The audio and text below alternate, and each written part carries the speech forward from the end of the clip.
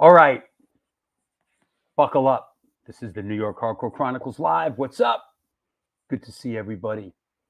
I hope everything is going well in your world. I hope there's only joy and happiness going on. Yeah, what's happening? What's up, Spiky? How are you? Joe Frank. That was funny, Joe Frank. Joe Frank says, first hardcore show I went to was an all-out war and Crown of Thorns, I believe, at the Avalon in Newberg, 10 minutes in, and I was like, nope, I am not that tough. It's pop punk for me. Right on. Well, glad you're here, man. That's right. Get your shoes and socks on, kids. It's right around the corner. This is the New York Hardcore Chronicles Live, and we are sponsored by New York Hardcore Comics, The Organic Grill, the Texas Silver Rush, DTFM Vinyl Distro, Generation Records, 126 Hardcore Clothing, and Mad Vintage. And we're on a roll. Lots of good shows. Been doing good stuff. We're making good art, people. You know? Hey, Jose, what's happening? Sweet Slayer Biohazard Machine Head frame poster. Was that? Yes, that was from 1995, and it is signed by all three bands. I used to have a bunch of them because I was working for Biohazard back then. I used to have like 10 of those signed by all three bands, but somewhere in the ensuing melee, that's the only one that has survived. So, hey, what's up, Larry Kelly? Cheers from Belgium. Rejix. What's happening? Where in Belgium are you, man? Are you in Brussels? Are you in Brussels? That said, speaking of Brussels, yeah, you better sit your ass down, bro. Speaking of Brussels, what's going on? What's up? Brussels. You ever been to Brussels? No, but I've been to Belgium. Is that right? Yes. But we were not in Brussels. Okay. You got any Belgium in you? You want some? Right. Oh, there you go. Near BXL. There you go. Yep. Greg Locke asks, do you ember a band called Skinhead Army about 84? Weren't you the leader of Skinhead Army? Skinhead Army. Skinhead Army! Where are they from? I thought, listen, bro, tell us the truth. We know what's going on. You are the leader of Skinhead Army, and you've been hiding in Long Island in your mother's basement for years now. with my accomplice. Right. Speaking of Skinhead Army, let's do photo of the day. Yeah, let's do it. Okay, let's.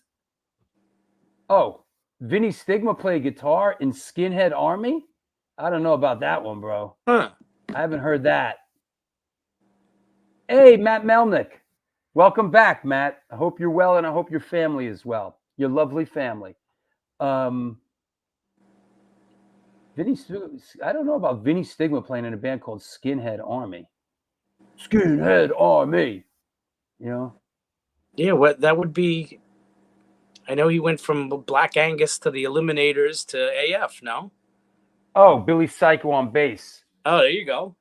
Billy Psycho played bass? Excuse me? I find that hard to believe. Hey, Gina, how you doing? Maybe it was like a one-off thing, you know? One-off. I'll give you one off. Okay, here we go. Ladies and gentlemen, boys and girls, photo of the day. Wrong answers only, please. All right? Wrong answers only, please. No right answers. We're kind of bringing it back here. Boom. Photo of the day. Wrong answers only, please. Is it? Wow. Is it Billy Psycho on bass? Is it? Skinhead Army. Is it What's Up, Steve? I hope to see you in April. Hey, Joe. Is it Slayer? Is it Spinal Tap? Is it Billy Psycho? Haven't seen him in decades. By the way, Billy Psycho was on the show. That's right. This is a Super Strict 9. When I say wrong answers only, please, that means we're doing the wrong answer, not to be confused with the right answer. Okay? Is it Iron Maiden with Blaze singing? Is it good one? We have a winner. Is it Andrew Dice Clay? That's good. He is sort of diced out in that picture. Is it Nelson? That's kind of funny. Funny, not funny, funny. Is it Anthrax? Is it Toupee Tom? I don't think any of those guys are wearing a no. Yeah. Hey, Ray Hogan. Is it Comedy? Is it Warrant? Oh, no. What was their song? Warrant? Cherry Pie? Didn't they do Where the Down Boys Go? Oh, yeah. Where the Down Boys Go. Yeah, that was the first album. I saw fucking, did I see, was it Warren I saw with Pantera? Or was that Skid Row? Might have been Skid Row. Yeah. Pantera opened for Skid Row. Yeah, that I saw. Yep. All right. Is it Poison? Is it Robert Plant on the V guitar? Close. Is it Richie Stotts? Is it Hawkwind? All right. Enough. Is it The Damned? Is it Judas Priest? No, you're wrong. Hey, Michelle. Is it Mark Wahlberg in Rockstar? Close. That movie had promise. Yep. All right, let's do another one. Right answers only, please. Here we go. Right answers only, please. Is that Biohazard? Is that Biohazard? Biohazard. Harard? Biohazard. No, it's not Biohazard. Right answers only, please. Here we go. Boom. Right answers only. Is it Question Mark and the Mysterians? Oh, good band. Hey, the Wolf. Whoever it is, I saw them on Friday. Is it Nirvana? Is it KK Priest at the Starland Ballroom? They did. They played the Starland the night before, as a matter of fact. Right. This is KK's Priest right here. This is KK Downing, obviously Rock and Roll Hall of Famer, formerly of Judas Priest. And he has Ripper Owens, who briefly was in Judas Priest on vocals. And they were good. You know, I mean, Judas Priest is kind of riding high right now because they've just released a new album that's excellent, 2 in a row. And you know what? I actually listened to a little bit of the Judas Priest record, and you know what it sounded their last like? 2 records have been so good. You know what it sounded like, a new Judas Priest record? Judas Priest. Judas Priest. As it should. And you know, KK quit the band, and then he kind of got mad that they wouldn't let him back in. So, right. So now he has a band, amazingly enough, called KK's Priest. Now, do they do any tunes from Ripper's Priest albums? They do tons of Priest from all the records. No, but did they do it from when Ripper Owens was fronting Priest? You know, the funny thing is, now that you mention it, I don't think they did any last night. But that would only make sense. I mean, but they were really good. In fact, it was you know, they did a nice collection of like deep cuts and things, and yeah, I saw the set list. But you know, I'm obviously a Priest fan, but Ripper can sing, but yeah, he doesn't have the same, you know, soul as Halford does. I saw Judas Priest with Ripper Owens singing at the Roseland Ballroom, but you know, the first time I saw Judas Priest was here. Boom. I know you. Yeah. At the US Festival, May 29th, 1983. $20. Yeah. That's my ticket stub, by the way, because I've been scanning my ticket stubs. You know, imagine $20 seeing Priest on Screaming for Vengeance, Van Halen, Scorpions for $20. That's Here it is. Here, I actually pulled this. This is, I went to all 3 days of this, but the day that Priest played, they say it's Motley Crue, Joe Walsh. It wasn't Joe Walsh, it was Quiet Riot. It was actually Quiet Riot, Motley Crue, Ozzy Osbourne, Judas Priest, Triumph, Scorpions, and Van Halen. For $20. For $20. Or is the whole 3 days for $20? No, it was $20 a day. Oh, that I can hear that. That's dude. Van Halen, I think, played every single fucking song they ever knew. They played for like 3 hours. Yeah. At the time, I believe that was the most any band ever got paid for one show. Was that show? Also, the Clash played, and it was the last time they ever played with Mick Jones. Wow. Yeah. Listen, that's a whole nother story. Me at the US Festival. Yeah. It's, you know, read it in the book, man. I got fucking, you know, it was a crazy trip, you know. That is amazing. I got busted for selling LSD in the parking lot.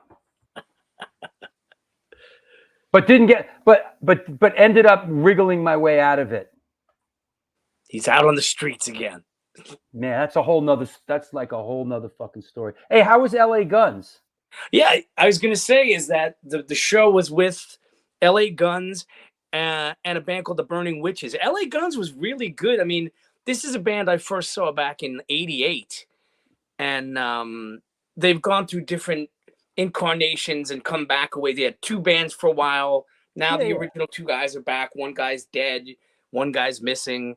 But they sounded really good. I mean, they look very leathery now. Like they look like. I always liked LA Guns, and like we were friends with Tracy back in the day. Here's a cool shot of Get a load of this one on the tour bus.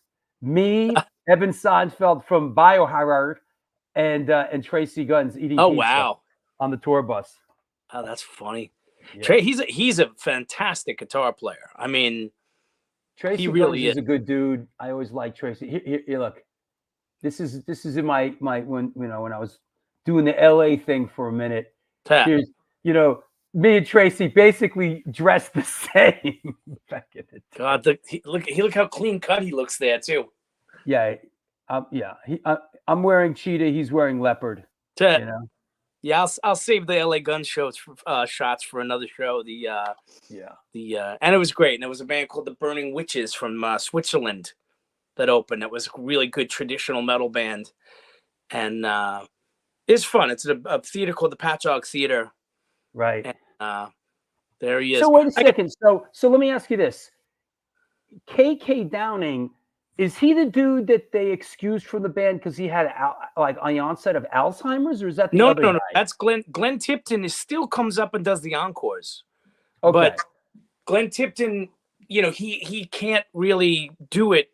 Like he'll come up and play one or two songs when they play, but he can barely move. KK is the actual founding member of the band. So why'd they oust this guy? He quit on his own.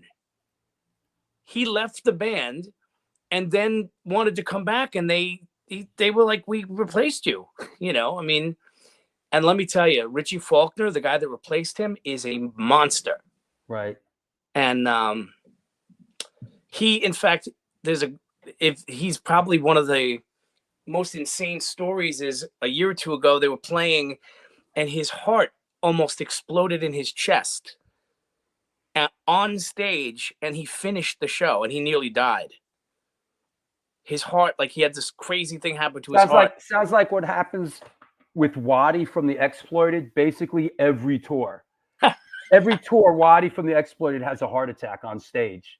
And then the guy, they cancel a couple shows, and then he's back at it. I think Waddy's had like 4 heart attacks right on stage. That's what Bobby Blitz from Overkill had one on stage as well. Listen, no, actually, I was at a heart. Yeah, I think it was a heart attack. Yeah, I mean, there's some of these people, and they still soldier on. He's gonna go out with his boots on. That said, all right, let's do it. Let's do it to it. Thanks, man. Thank you. Talk to you soon. There you have it, the Hardcore Shutterbug. This is the New York Hardcore Chronicles Live, and we are sponsored by New York Hardcore Comics, The Organic Grill, the Texas Silver Rush, DTFM Vinyl Distro, Generation Records, 126 Hardcore Clothing, and Mad Vintage. They buy, sell, and collect band shirts, primarily hardcore. The DIY operation was started and is operated by a hardcore kid who just loves collecting and eventually got into vintage clothing, specifically the realm of vintage band shirts. They are always looking to buy out collections to either keep, sell, or trade. New shirts added daily at www.madvintage.com and posted on Instagram. Dig deep into that closet of crap. Reach out to them. Make some dough for yourself. Help me help you. Mad Vintage. That said, let's bring our guest on. Let's get down. Let's do what we do. Let's do what we are here to do. Let's make sure nobody's killing each other in the chat room. Everybody seems okay. All right. Yes. They weekend at Bernie's them, right? Listen, if I fucking pass, just prop me up. Right here. That said, let's clear the deck. Good evening from Italy. Fabrizio. Good evening from Italy TV. Okay. Hope all's well in Italy. That said, let's clear the deck. Let's bring on our guest. Hold on. Sorry. I'm a little out of practice. It's been a week. Here we go. Today's guest is an American singer, songwriter, and teacher hailing from the Hudson Valley region of New York. He's known for his work with the bands End Rain, Below the Frost, and of course, for over 30 years, All Out War. Please welcome a new friend to the show, coming at us from New Paltz, New York, Mr. Mike Score. Hey, man. Hey, Drew. Thanks for having me on.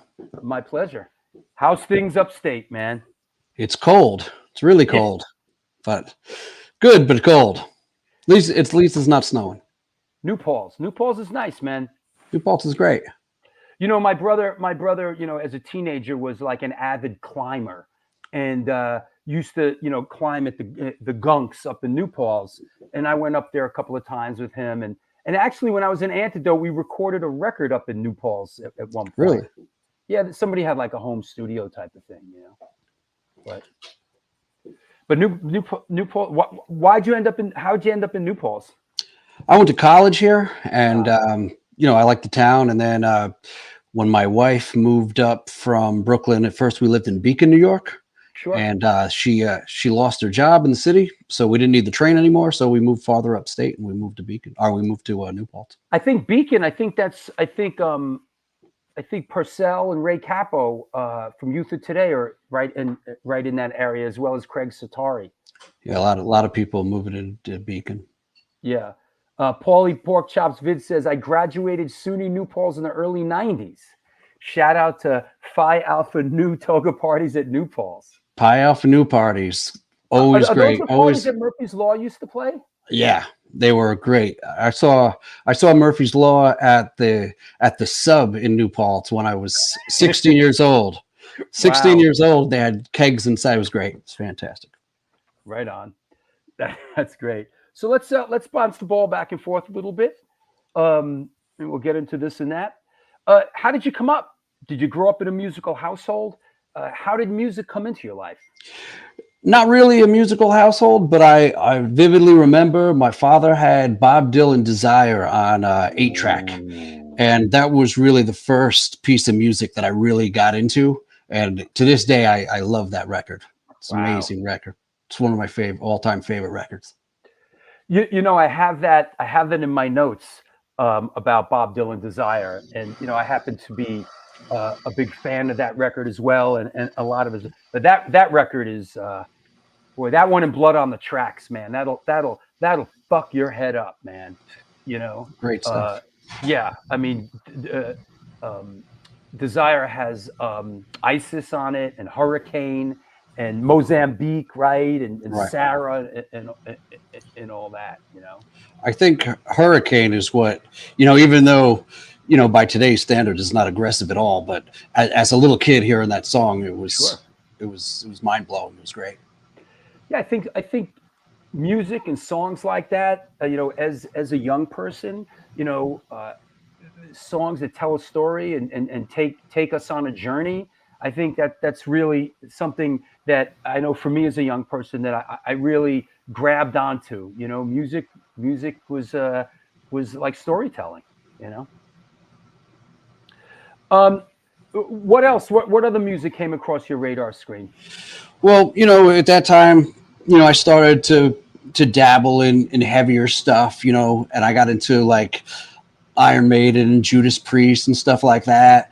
And then I started going to this record store in Middletown, New York called Rock Fantasy. If anybody ever is in upstate New York and is in Middletown, Fantasy. Check out Rock Fantasy.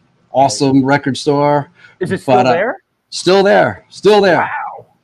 They have like 1 million pinball games. So if you're into pinball, you know, it's the place to go. Great metal selection. This is wait. This is in Middleton? Middletown. Yeah. This isn't the bowling alley, right? No, Quinn's is the music venue that they have now. Right, because we got asked to play there, and yeah. I mean, Middletown's always been great. They've always had a great underground scene. You know, like, you know, years ago they had shows in warehouses, like the Grunge Club, and then they had this place called oh man, drawing a blank, Rock Palace. There's a place called Rock Palace. There's Staten Island Rock Palace, I think, but there was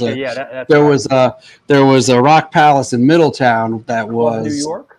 Yeah. That's another one. Those are late. Those are later. The Rock Palace was like, you know, way back, like in the late '80s. It was about the size of somebody's living room. Right. But Creator played there. Biohazard played there. Sepultura played there. Sick of It All played there. It was tiny. It had no stage. In Middletown. In Middletown, yeah. This is Wow. great. Yeah. Wow. And then the Grunge Club, I believe the picture of Paul Bearer on the back of Where the Wild Things Are, I think that was taken at the Grunge Club Wow. in Middletown. But yeah, Middletown always had a great underground scene going on for years. Interestingly enough, the guitar player in the band I'm in, Incendiary Device, lives in Middletown now. He just bought a house there. Oh yeah? Yeah, so he's a local guy there now. So yeah. Interesting. Also, you know, I'm just looking at my notes. Other influences. Most listened to record: Bob Dylan, Desire, Van Halen, 1984. So basically, you talk about how you went from sort of like Desire to Van Halen, 1984, to Rat, to Slayer, Hell Awaits, to Venom, Black Metal, to Agnostic Front, Victim in Pain, to Cro-Mag's Age of Quarrel. Is that the proper timeline? Right. And at the time, especially growing up in upstate New York, you don't have access to a lot of stuff. So when I started to get into like Cro-Mag's, Agnostic Front, like I didn't differentiate. To me, it was all metal. I started to discover fanzines as I got older. But one way I discovered a lot of bands is at my house, we had an antenna. You know, all the houses back then had antennas. Sure. So the cable that came into the house, I spliced it, and I hooked up the antenna into the back of my stereo, and I could get radio stations. And one of the radio stations I got in was out of Valhalla. It was Westchester Community College. Wow. And that's actually how I found Agnostic Front, because they played Agnostic Front in between all the metal. And I was like, wow, this is really cool. And then I went out and I found Victim in Pain, and then that led to Cro-Mags. But I also got in NYU radio. So I started listening to that. And, you know, again, growing up in upstate New York, it was. I didn't know you could do such a thing. You could splice Wow. Yeah, I didn't know you could do it either. I just messed around with it because I was trying to get in different radio stations, and I could only get those radio stations in at night. But you know, I was like about 15 when I, you know, really started to like find all these bands. And another band that was the gateway band for me was Corrosion of Conformity, the record Animosity. Sure. And Steve from Rock Fantasy turned me on to that record. You know, when I started going in there, and he asked me what I liked, and I told him, he said, "Oh, check this record out," and that record blew me away. You know, to this day, Animosity is one of my favorite records. Well, that was sort of a pivotal record for a lot of people, because it had sort of some sort of hardcore, you know, ethos, and yet it had some metal. I mean, not to throw a label on it, but I guess it's fair to call that a crossover record. It was like an early crossover record. Yeah. Not, you know, but what was the first heavy and hard music you went out and saw live? Let's see. I mean, I saw a lot of local stuff. You know, like a band called Primeval. They're from the Hudson Valley. But I guess the first big show that I probably saw that was metal was probably Metallica and Metal Church. And that was the Master of Puppets tour. Where was it? Was that at the Mid Hudson Civic Center? That was at the Mid Hudson Civic Arena. It's Mid Hudson Civic Center then. I don't know what it's called. Something else now. I don't know what it's called. Still there? Now. Still there. They dabble with having shows once in a while. Like I guess Dropkick Murphys just played there last week, but they don't really have a lot of stuff there. I did see Possessed there a few years ago. I don't remember it as like a really big place. It was theater size, right? When I was 13, it was a really big place. Yeah. When I went back as an adult, because you know I did see heavy music before, but it was mostly all local stuff in like, you know, places that got rented out or you know, warehouses. But I think the first, and again, I saw, you know, like Foreigner, and I saw you know, going Aerosmith and all that stuff when I was real young. Right. But the Metallica show was probably, unless I'm missing something, but I think that was the first. That was the first definitely the first heavy show that I went to by myself with just my friends. Sure. Did around this time were there excursions to sort of into perceived enemy territory? Did you guys come down to the city? Did you Yeah. like Agnostic Front Cro-Mags? Yeah. Start a little bit later with that, as soon as I started so that was about when I was 15, 16. And Right. I had an older friend. We went to City Gardens a bunch, like one of the greatest shows I saw. And this has really set me on the road to Wow. go into hardcore shows. I saw Nuclear Assault, Broken Bones, and UK Subs. Wow. And that, because I went for Nuclear Assault, but Broken Bones was just blew me away. And Wow. and then I started to dig a little bit deeper. But and then I saw DRI and Creator there, like within a few months. Creator was great in that era, right? Oh yeah, Creator was like, I don't want to call them an unsung, because people love, but that era of Creator, they were friggin' smoking, man. They were great. Oh yeah, those first 3 records were a big influence on All Out War. Yeah, is that right? Oh yeah. So you're going out, you're seeing some stuff. How did being in a band kind of start happening? I was the first band that you kind of got involved with, was that AWOL?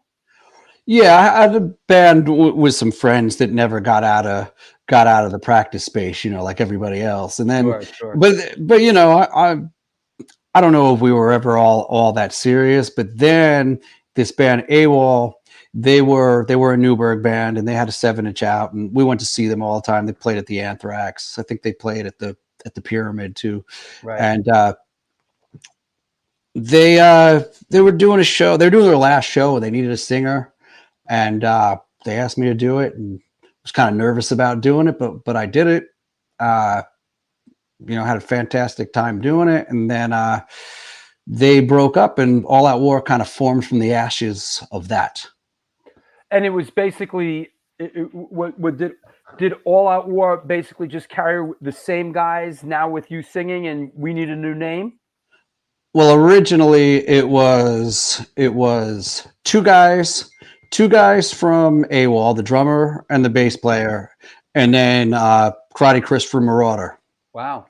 And that's where we wrote, or he already had 2 songs, Fall from Grace and Day of Judgment, that ended up on our demo.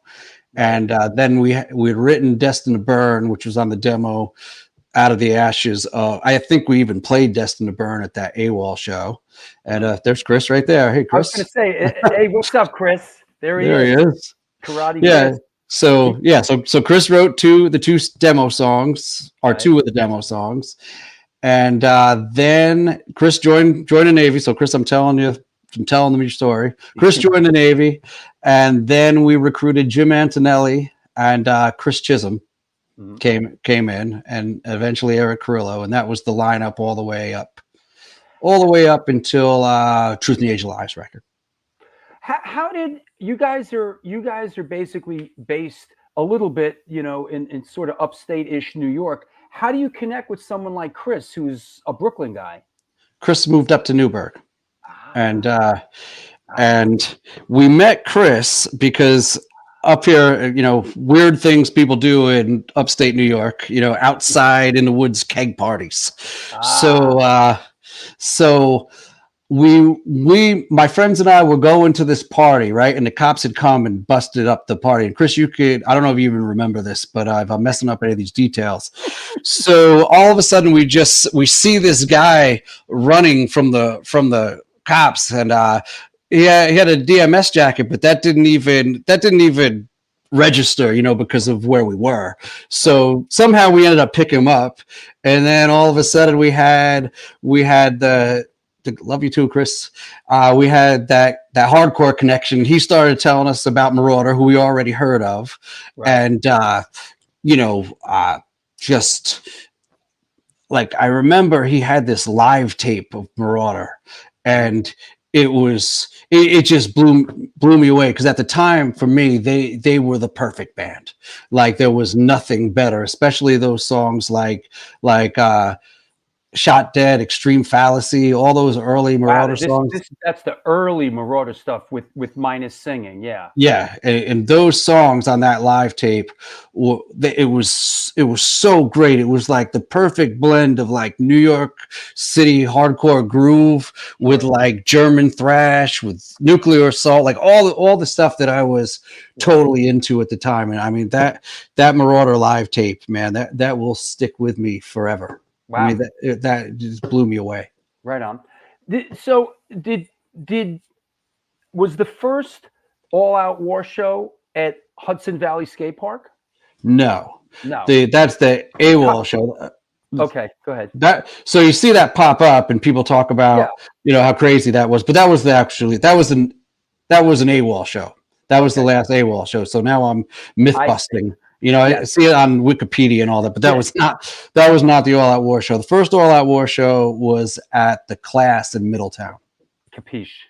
Middletown strikes again, man. Yeah, what a rich, vibrant history Middletown has. It did, and then it was a shame because it just like there is no place right now to really play except for Quinn's. I'm not aware of any other place that's going on, because it was like, really, once you get into this Hudson Valley area, every place is the same. As far as the hardcore or metal scene, Poughkeepsie, Newberg, Middletown, all those, Kingston, it's all the same people basically. Right. So, but there's absolutely, and if anybody's listening from the area that knows something that I don't know, I don't know that many venues up here at all. I mean, it was a shame because at one time there was a lot, and there was a lot going on, but now there's a lot of great bands, but there's Mind Force, which they're totally amazing. Mind Force, Age of Apocalypse. There's a band Hell's Teeth that's really good. There's always been a lot of great bands from this area. Sure. So what did it look like, the early circuit, when All Out War? Because my perception is All Out War kind of early on, went out and did a lot of work, played a lot of shows. You guys really, weren't scared to get out there and fucking play. What did that early circuit look like for you guys? A lot of driving, a lot of driving. Like, I got to know 84 pretty good because it felt like we were playing we were playing somewhere in Connecticut, or we were playing somewhere in Boston, or we were playing in Maine, and then the Turnpike and Garden State Parkway, because we were playing Studio One, or we were playing New Brunswick had a place. It was in a hotel. I forgot the name of it. New Brunswick? Yeah, New Brunswick. Maybe Underground. I don't know. They had played there a lot. We played a lot of shows with Fury of Five down in Stone Pony. We played, just still, and then we played CB's, and we played Castle Heights, and then various places around. Well, I got this here. This is kind of an early CBGB strip. I know this is I think 94. So this is we're kind of jumping around here. But it seems like you guys got down and got down to CBGB's pretty early on.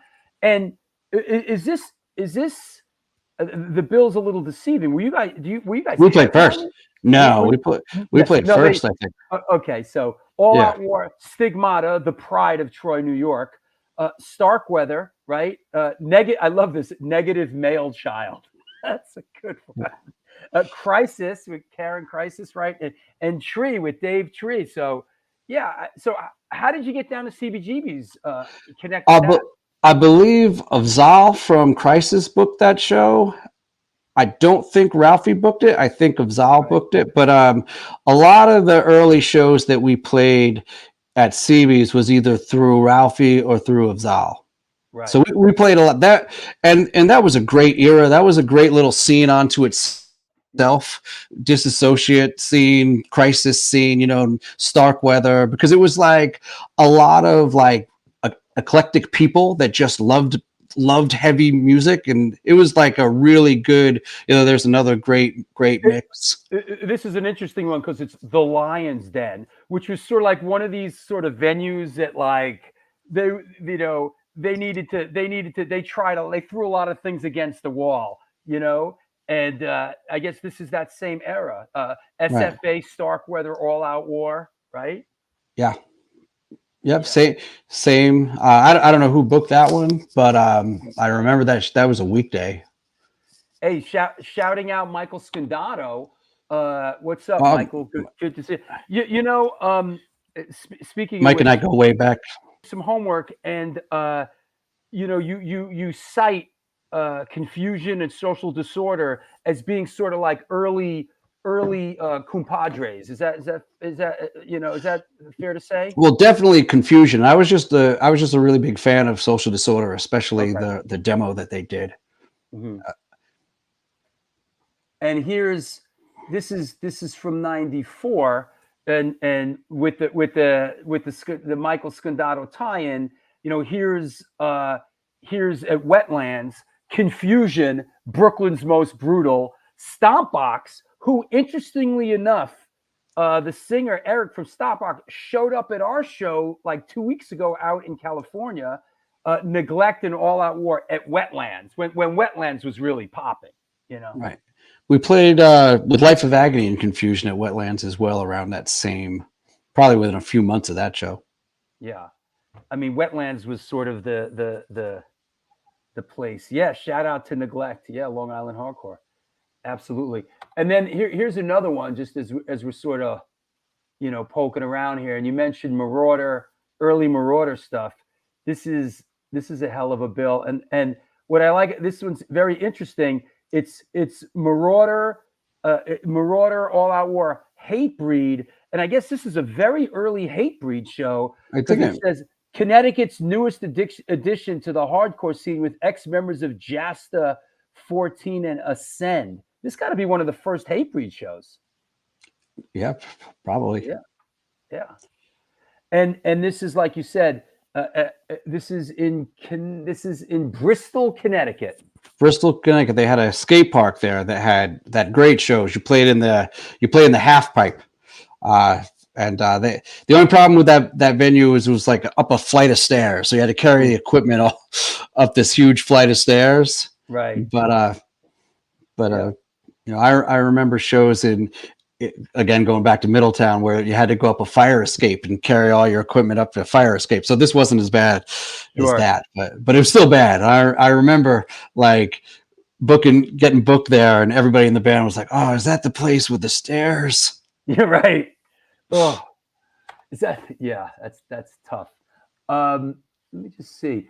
Listen, while we're sort of bouncing the ball back, but another venue from that era that you don't hear about too much, but was pretty pivotal, was the QE2. Oh, that phenomenal place. And Ted Ito always booked great shows. Yeah. Another show with Starkweather. We actually used to play the South Troy Community Center also. Yeah. So shout out to Stigmata and Flat Broke and all those guys. And that was, I actually met my wife because my wife played bass in Starkweather. So that's when we first met in '93 at the South Troy Community Center. Flat Broke. Yeah. Flat Broke. Hey, Caesar. Yeah. So in playing all these shows with Starkweather, you actually met your future wife, huh? Right. Yeah. I mean, we didn't start dating until years later, but still, that's when we met. We were friends for a long time. That's cool. Let me see. Is this, you're talking about New Brunswick? Is this the Down Under? That's the name of the place, New Brunswick. Bro, Down I was Under. Just about to put the flyer up. The Down Under. There it is. That's it. This is 25 to Life, All Out War, Vision of Disorder, and a couple others at the Down Under in New Brunswick, New Jersey. Yeah, we played there a lot. That was a great spot. So things are rolling along, and at some point we're already looking at flyers a couple years later. But let's set the table for the demo, the initial demo. Is this the Sum of All Fears demo? That's Some of All Fears demo. Yeah. Could you give us a little perspective on this? How did it come about, the recording process? We recorded it in Garfield, New Jersey. I'm not quite. I don't remember the name of the place, unfortunately. It was so long ago. But like I said earlier, 3 of the songs we had already had before we even had the name All Out War. So we had Day of Judgment, Fall from Grace. Those are Chris's songs, and then we had Destined to Burn that we wrote for that AWOL show, and then man, I forget the Struggle Within, I think, is on that demo, and there's Stuck Inside. So, it just came together. I mean, when we started All Out War, the idea, I don't think, was ever, we never were thinking, oh, we're a hardcore band. We were always a metal band. We were a metal band that grew up in the hardcore scene. So that's where a lot of our friends were, but the music was definitely metallic, and we were heavily influenced by a lot of the German thrash stuff, Creator, Sodom, Destruction. So, and I mean, you can hear that in the songs, and then we were also influenced by Leeway, Cro-Mags, Carnivore, but it definitely had a metallic edge, and that was the point. We were unabashedly metal, and still are today. And I quote, Tom and I put this huge mailing list together during this period. We mailed the Sum of Fears demo to everyone on it, whether they wanted it or not. We also went to just about every hardcore metal show in the tri-state area and passed them out for free. I was big into tape trading back then because I was always looking for bands like us. Back then, there were very few bands trying to mix hardcore, death metal, and thrash. So we were constantly looking for bands who were doing similar things as we were. We didn't fit in anywhere, so we were constantly looking for other misfits. Right. Yeah, that's fucking great. That's the story of All Out War. We never fit in anywhere. We still don't fit in. We play all these shows. We stick out. I don't know if everybody would agree it's in a good way that we stick out, but we stick out, and we keep doing it. But yeah, we had a mailing list, and we would just mail people the demo. We just mail it out, and then we just went to shows and we handed it out. And I'll never forget, we played with Life of Agony someplace in the city, and Max from Sepultura actually bought a demo, and I tried to give him the demo, but for free, and he wouldn't take it. He insisted on paying for it. So that was really cool. That's Max for you. Yeah, Max is good like that. And that was around the time when the demo came out. Yeah, and I love and we've talked about this on the show many times. The whole community and culture of tape trading, and how that was such a viable and vibrant network, for bands back then. And of course, we've heard Lars from Metallica talk about it and all that stuff. But tape trading was at the back in the back of fanzines. People had lists. And that was the internet of its day, Right. I mean, I found so many bands that way. I mean, that was really how you found underground bands. You found them, through tape trading. You found them through reading the liner notes of the band that you bought. You found them by seeing other people wear their shirts on stage. That was the network. That's how it worked. Yeah, it is.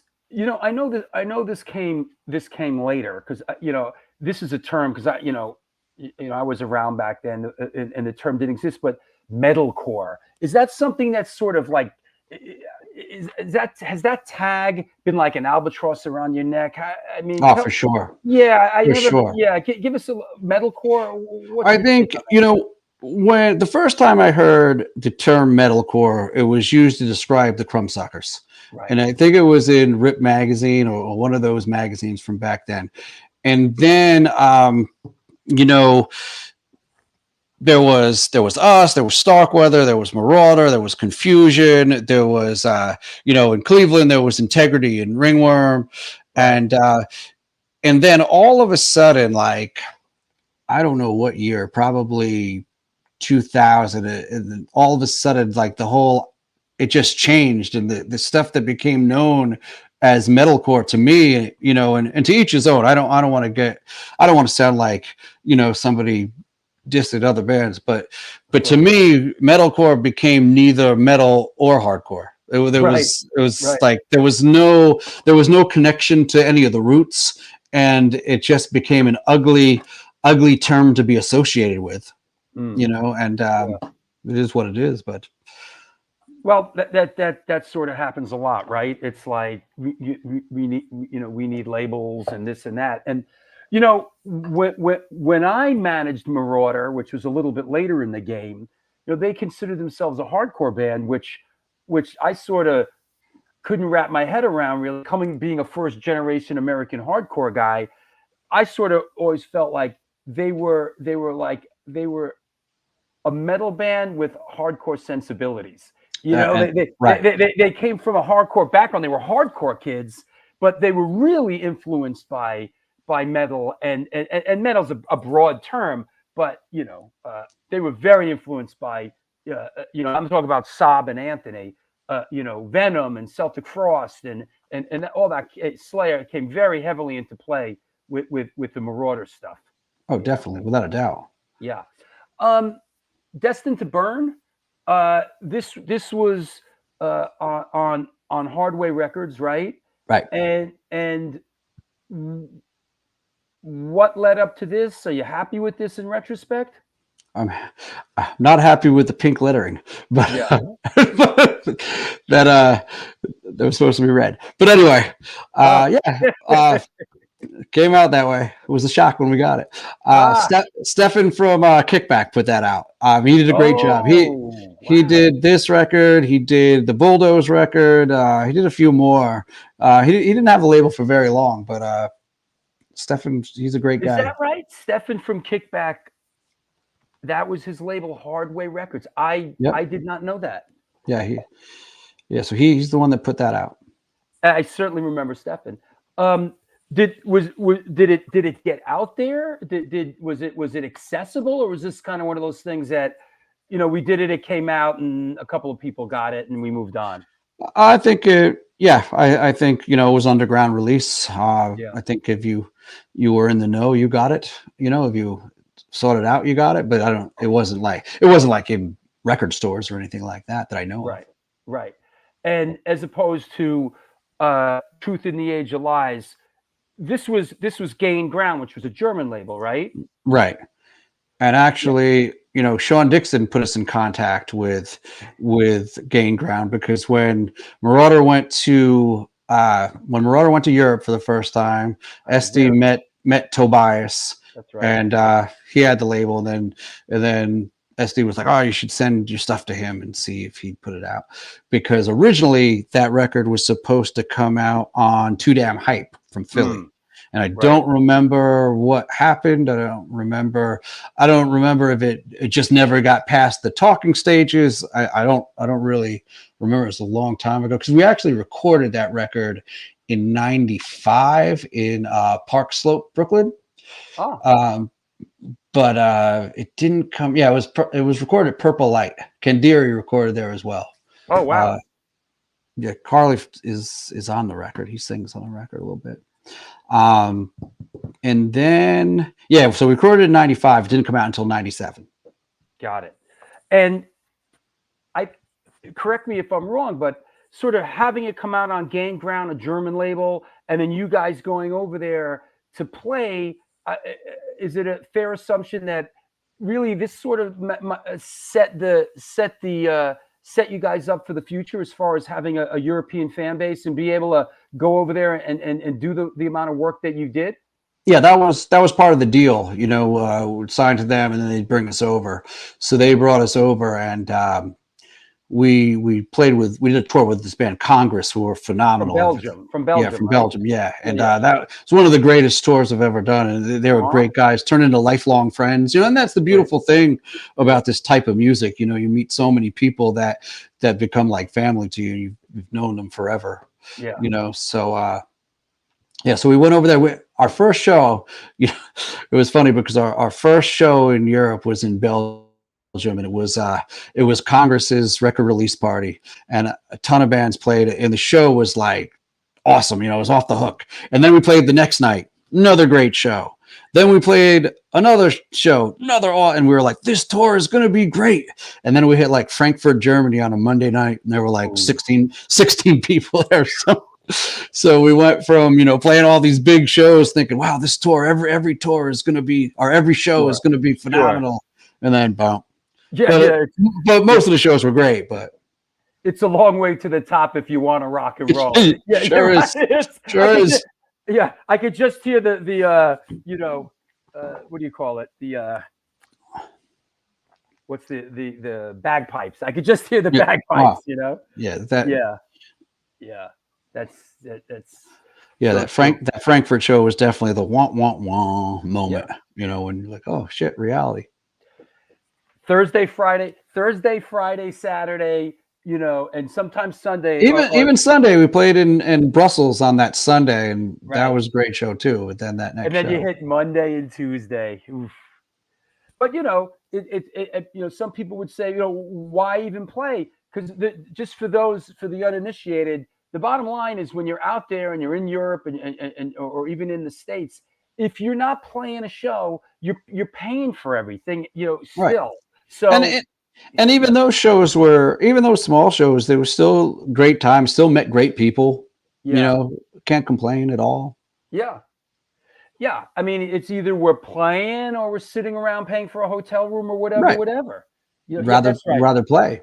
Yeah. All days off cost money. That is correct. And Owen Red Eye Devil says touring will humble you. Sometimes it will, man. Sometimes touring will. It's like Robbie Robertson says in The Last Waltz. The road will kill you. The road will just grind you down.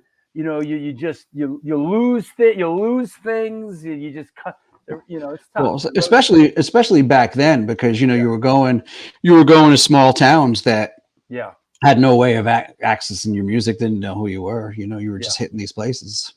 But you were young. You were young, and it's exciting when you're young, Oh yeah. Yeah, for sure.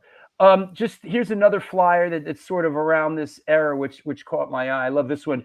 It's a Super Bowl of hardcore show, actually in Newark, New Jersey. Is this? It's Studio One, I believe. It was a Studio One, yeah. Studio One, which was a hell of a venue. Yeah, that was a gnarly venue. It was like up the stairs. That was that was another place you had to carry everything up the stairs. Oh God. And but look at this. I'm looking at this like this can't be one day. It was one day. I guess it is. This is just Vision, Full Contact, Vision of Disorder, One for One, Crown of Thorns, Cold as Life, 24. I don't know if every band actually played. Cause for Alarm, All Out War, Leeway, Jesus, Cro-Mags. Is that right? Studio One was a block away from the Pipeline. Is that right? It was pretty close. Yeah. Yeah. That's the lineup. You know what I remember at Studio One? I remember like Biohazard used to play Studio One. It would be like Biohazard, Typo Negative, and Life of Agony. A Dog Eat Dog. Dog Eat Dog. Yeah. Used to play great shows there. And then this is I'm just kind of plowing through some of it because this stuff is just great. But here's another CBGB strip from 1996 with interesting Faction Zero, Down Low, All Out War, Maximum Penalty, and Cause for Alarm. Yeah, I remember that show. Yeah. Did you guys? Was CB's? Was it a fun? Did you enjoy coming down and playing CB's? Oh yeah. Well, we loved playing CB's. We had great shows there. We had a good time. We played there a lot. Yeah. Played there towards the end too. Summer of 2006. I think I have that. Let me see. There was Marauder Outburst. What is this? This is later. This is I think 2003. Is this a CB's benefit? Oh, for Frank Collins. Okay. Right. Yeah, that was Frank from Confusion. Right. Yeah, this is a hell of a bill too. Yeah, that was a packed show. That was, unfortunate circumstances, but a great show. Sure. Yeah, 2000. 3, and I think CB's closed. Was it 2006? I think, or 2006. Yeah. 2000, Yeah. 2006. So I that think said, actually Kickback played that show as well. oh, is that right? They're not on the flyer. I think that they were just there, and then they just jumped on stage and played. Kickback was a great live band. Oh, they were. We played with them in Paris, and so that was like their home, right? And it was insane. Yeah, totally insane. Wow. Let's take let me take a sponsor break real quick, and we'll come back and let's talk about For Those Who Were Crucified, and we'll continue on our quest. Okay. Okay. See you in a couple minutes. That's right. It's the New York Hardcore Chronicles Live. Our guest today is Mike Score, talking all out war and a whole lot more. Let's take a sponsor break and we'll get right back into it.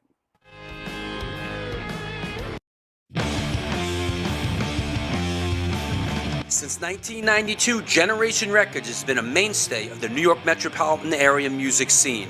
Today, they offer a diverse selection of new and used rock, jazz, indie, hip-hop, punk, hardcore, metal, blues, soundtrack, and reggae LPs, as well as t-shirts, posters, and other merchandise. They buy used record collections and music memorabilia and will pay you top dollar for them. House calls made for large collections in the tri-state area. Call or email generationrecords@gmail.com and follow them on Facebook and Instagram.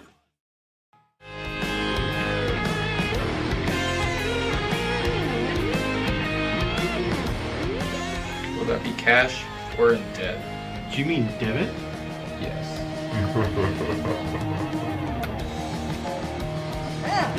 Sorry. Another eternally satisfied customer.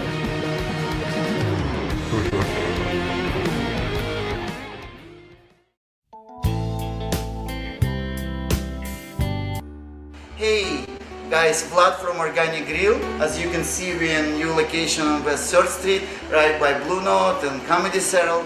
The place is bigger, kitchen is bigger, we have more varieties, more food. We are looking forward to treat you guys with great dishes. All Hardcore Chronicles, welcome to Organic Grill. We are going to serve all the events as we usually do, and we are happy to see you guys.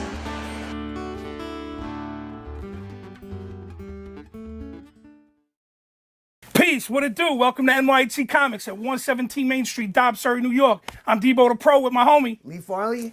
Welcome to the spot.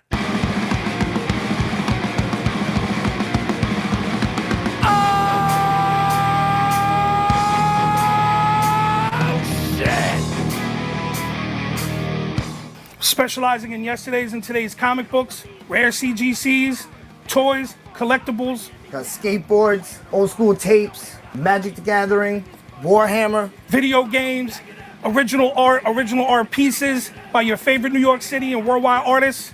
Let's go. Skate decks all day, baby. We also have the young reader section here for like 10 and under. Pops. People love the Pops. Star Wars! We are New York Hardcore. We always rep the scene. Let's get it on.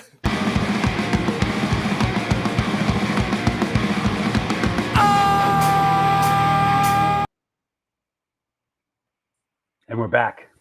So New York Hardcore Chronicles Live. Our guest today is Mike Score. Want to talk about a couple of upcoming shows. A week from today, March 31st, Phil Puleo will be on from Cop Shoot Cop, Swans, The Children, and That's Far Enough. A couple days after that, Bob Chaparty from Concrete Marketing and Foundations Forum will be on. Wednesday, April 10th, a week after that, Cliff from The Freeze. This should be an interesting one. Cliff is very outspoken and a very charismatic character, to say the least. Sunday, April 14th, speaking of nuclear assault, John Connolly will be on the show, co-hosted by Howie Abrams. Just about to announce this, Wednesday, April 24th, we will be doing a new music show where we will spotlight some new releases. We'll have a whole bunch of guests marching through the show. We love doing these. These are a lot of fun. We're going to talk about a whole bunch of stuff on this one. Sunday, April 28th, Sal and Dan from Electric Frankenstein, co-hosted by Joel Ghostin. And then Sunday, May 5th, Sal and Bruscato from Typo Negative, Life of Agony, A Pale Horse Named Death, and King of the Locusts will be on the show. So a lot going on, but 1 week from today, Phil Puleo will be on. That said, hey, once again, show always needs support. Please join Patreon. There it is. There's a super chat function as well. If you have a question, a burning desire, or something like that, it'll come through in color. But please join Patreon. You get exclusive content. You get the book for free, whole bunch of free stuff, and the show always needs support. That said, subscribe to the channel, the Stone Films. If you're watching this in rerun on YouTube, there is a subscribe button there. Please hit that. If you're watching the show now on YouTube, please hit the like button. That helps. Also follow the show and myself on Instagram at Stone Films NYC. Please do all that. I'm asking you, please. What else? Yeah, all good. But yeah, that's the Patreon page. There's also a PayPal address. Do a super chat function. What more could I say?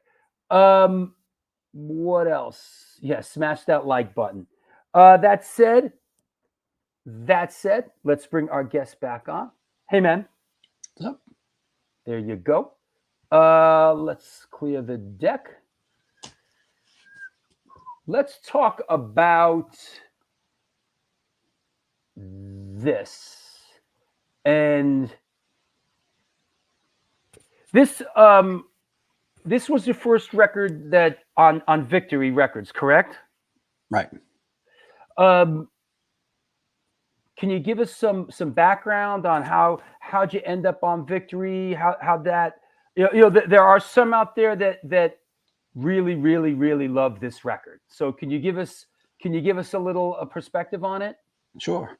So we were on tour with Inhuman.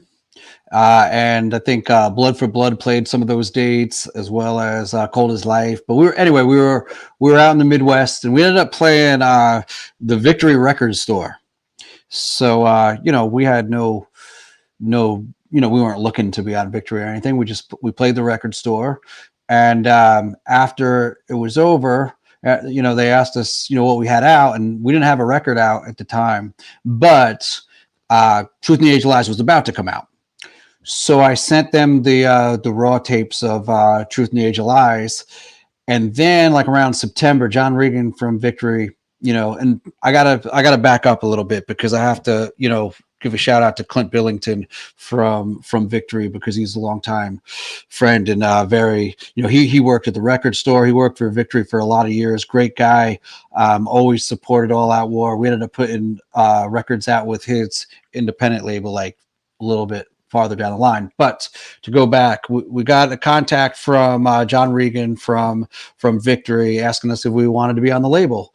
And at the time, we kind of looked at it and we were like, well, we weren't the same kind of metal that was the metallic hardcore that they were putting out at the time. We were a lot more raw, a lot more like filthy, I guess, is for lack of a better term. But it made sense in the sense that a lot of our friends were on Victory. Like Blood for Blood was signing to Victory. Reach the Sky was signing to Victory. So these are Boston bands that we've been playing with for a while. We were getting Fury 5 was on there for a minute. Fury 5, right? I don't know if it was all right around the same time, but it was all like Fury 5. Stigmata did something with them as well.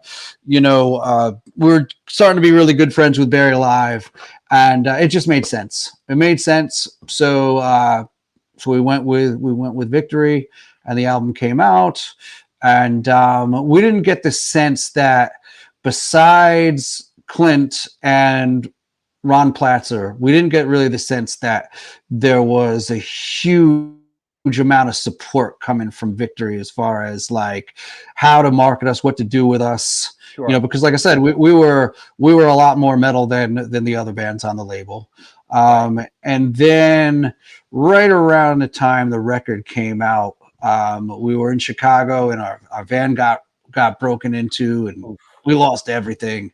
And it just kind of took it was such a, it was the worst time for it to happen, because the record had just come. So the record came out like October, let's say October 12th, and this happened November 1st.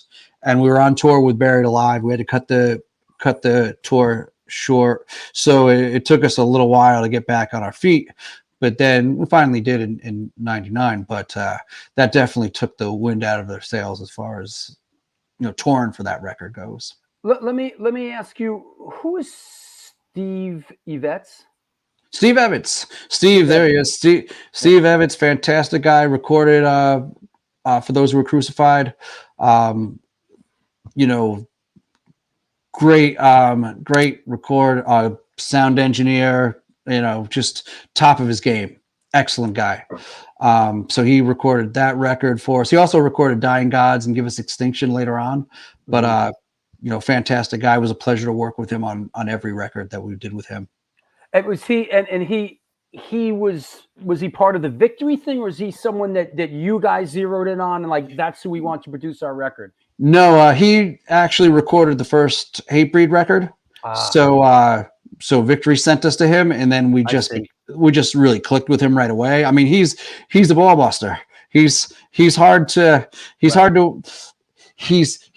you, but the end product is totally worth it. Totally worth it. He's like a real on, yeah. So Jonathan, thank you, Jonathan. He's the architect of modern metalcore. Okay. Yeah, we'll go fair with enough. that. That sounds great. Okay, fair enough. John Angeli, hey Drew, please tell Mike I say hello. Hey, Mike. John Angeli says hello. Hey, John. And listen, I see a couple other questions going up, like Baron and stuff like that. We're gonna do the last part of the show. We're gonna do questions. So hold on to it, or I'll come back to it. The last 20 minutes of the show, we do questions from around the world. So all those questions will be addressed and will be answered. Yes, Baron, I see all of them, bro. We'll do it. We'll do it when it's question time. That said, was for those who were, was that recorded at Big Blue Meanie? No, that was recorded at Tracks East. Okay. The next 3 records were recorded at Big Blue Meanie. And including this one, Condemned to Suffer, right? Right. Condemned to Suffer was the follow-up to For Those Who Were Crucified. Right. And what was what was that? Tim Gillis, right? Tim didn't record it though. I think Tim mixed it. He was the owner of the place, right? Right. Tim was a great guy. Right. Arun and Aaron recorded that one. Right. Gotcha. Yeah, I remember him, Arun. Yeah. So this is a couple years later. You guys are kind of cooking at this point. Could you give us a timeline? Condemned to Suffer. So this is 2003. We had some lineup changes. So this was three of us For Those Who Were Crucified, and then two new guys. Andy, who's in the band right now, and Jose played guitar on this one. Yeah, it was like a transition. I was already teaching at this point, so there wasn't a lot of touring for this record. I mean, we went to Europe, and then we did some runs with Ringworm on for this record. But like I said, now we're getting into like a strange time for the band, and like the growing pains of like, where do you go from here? Especially with me personally, because I love doing music, but at the same time, real life was staring down, my face, and I had to, figure out where I was going. So I was kind of going to college at the same time prior to this. Mm-hmm. And then I just started teaching, and then I was almost about to get married. So it was a hard time for the band. I guess, and tell us how did you end up a teacher? Why did you gravitate to being a teacher? How did that fit? Was this a lifetime passion? Why teaching? Tell us, because it's pretty incredible.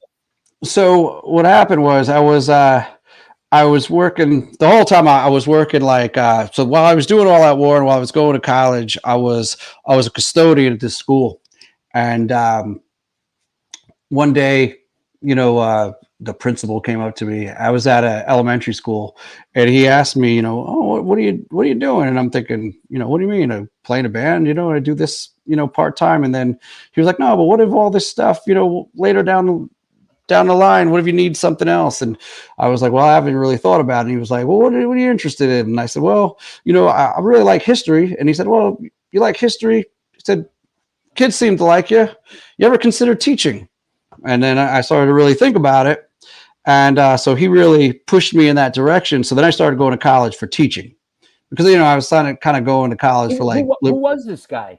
He was just a principal at a school, that I worked at as a custodian. He convinced me that, maybe I might want to consider going back to school and having some options. Sure. So I started going back, and I did it piecemeal. Like I went to school for a little while, and then All Out War went on tour. Then I came back from tour, knew we weren't going to go out for a little while, so I went to college. And after a while, like around 2002, I had to do my student teaching, and then I became a teacher right after I got done. Been a teacher ever since. And you're still teaching. You're still teaching now. What is it that you teach? What do you teach? I teach world history and the social history of rock and roll. The social history of rock and roll. What does that entail? So basically, we start at the roots. We start with the blues. We work our way up, and the main thing we do with the course is we take social, economic, political conditions that were going on with each decade, and we kind of connect it to the music and how the music progressed and how the sound progresses, and changes and morphs with societal conditions. And we try to see if we can make connections that way and see if we can get a better understanding of society dictating the music, but at the same time, music dictating where society is going. And we break it down with each decade, and kids have some fun with us. And it's not a typical class. What's the grade? It's an elective, so it's open to anybody. 9 through 12. 9 through 12. Right. Wow.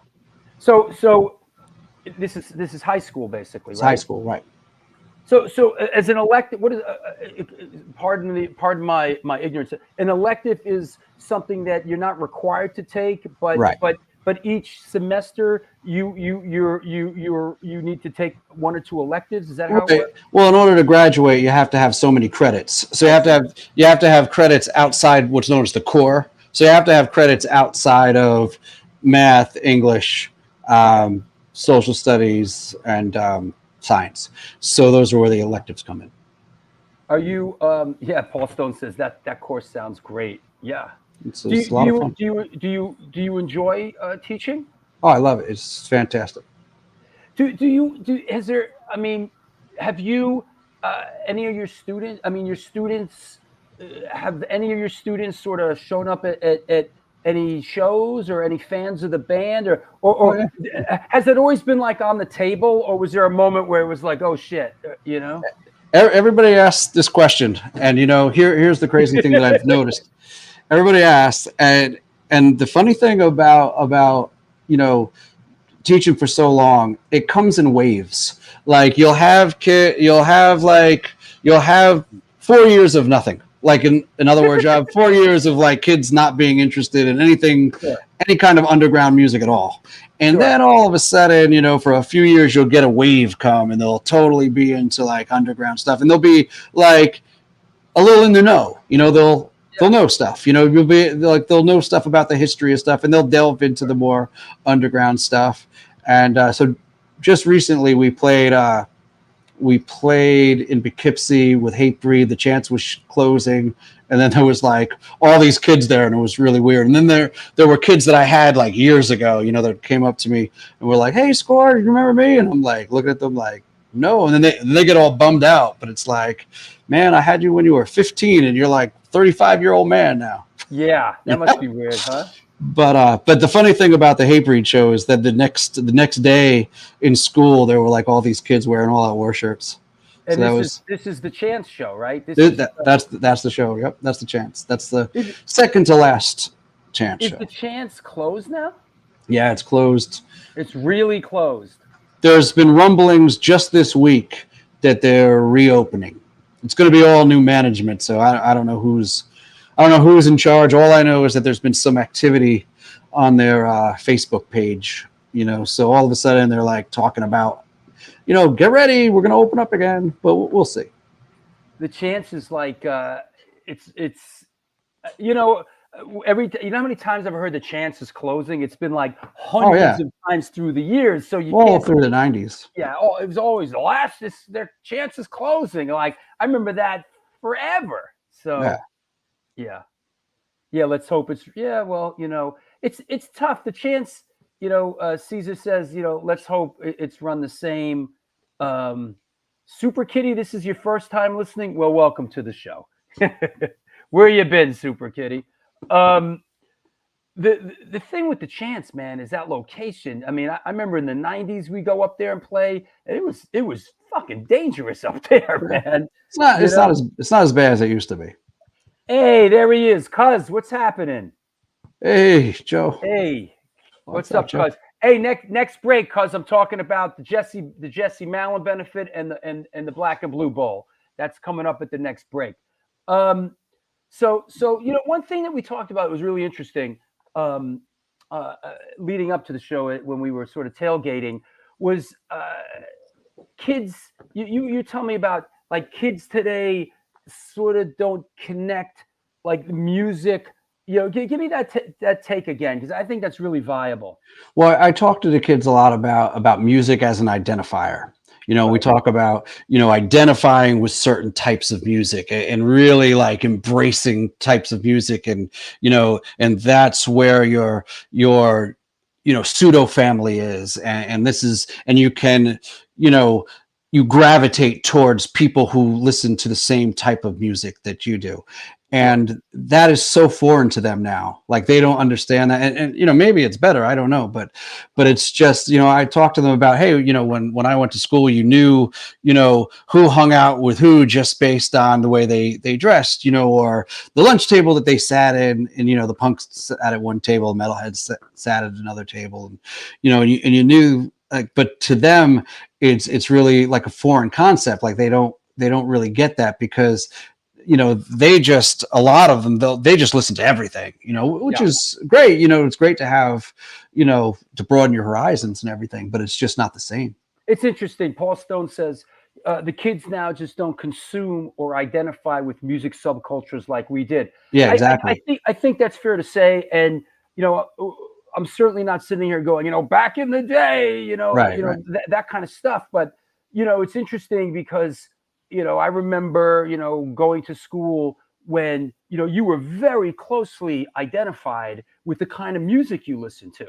I remember when, I went to public school, in New York City where there would be riots. Well, or there'd be, let's call it, what's a better word?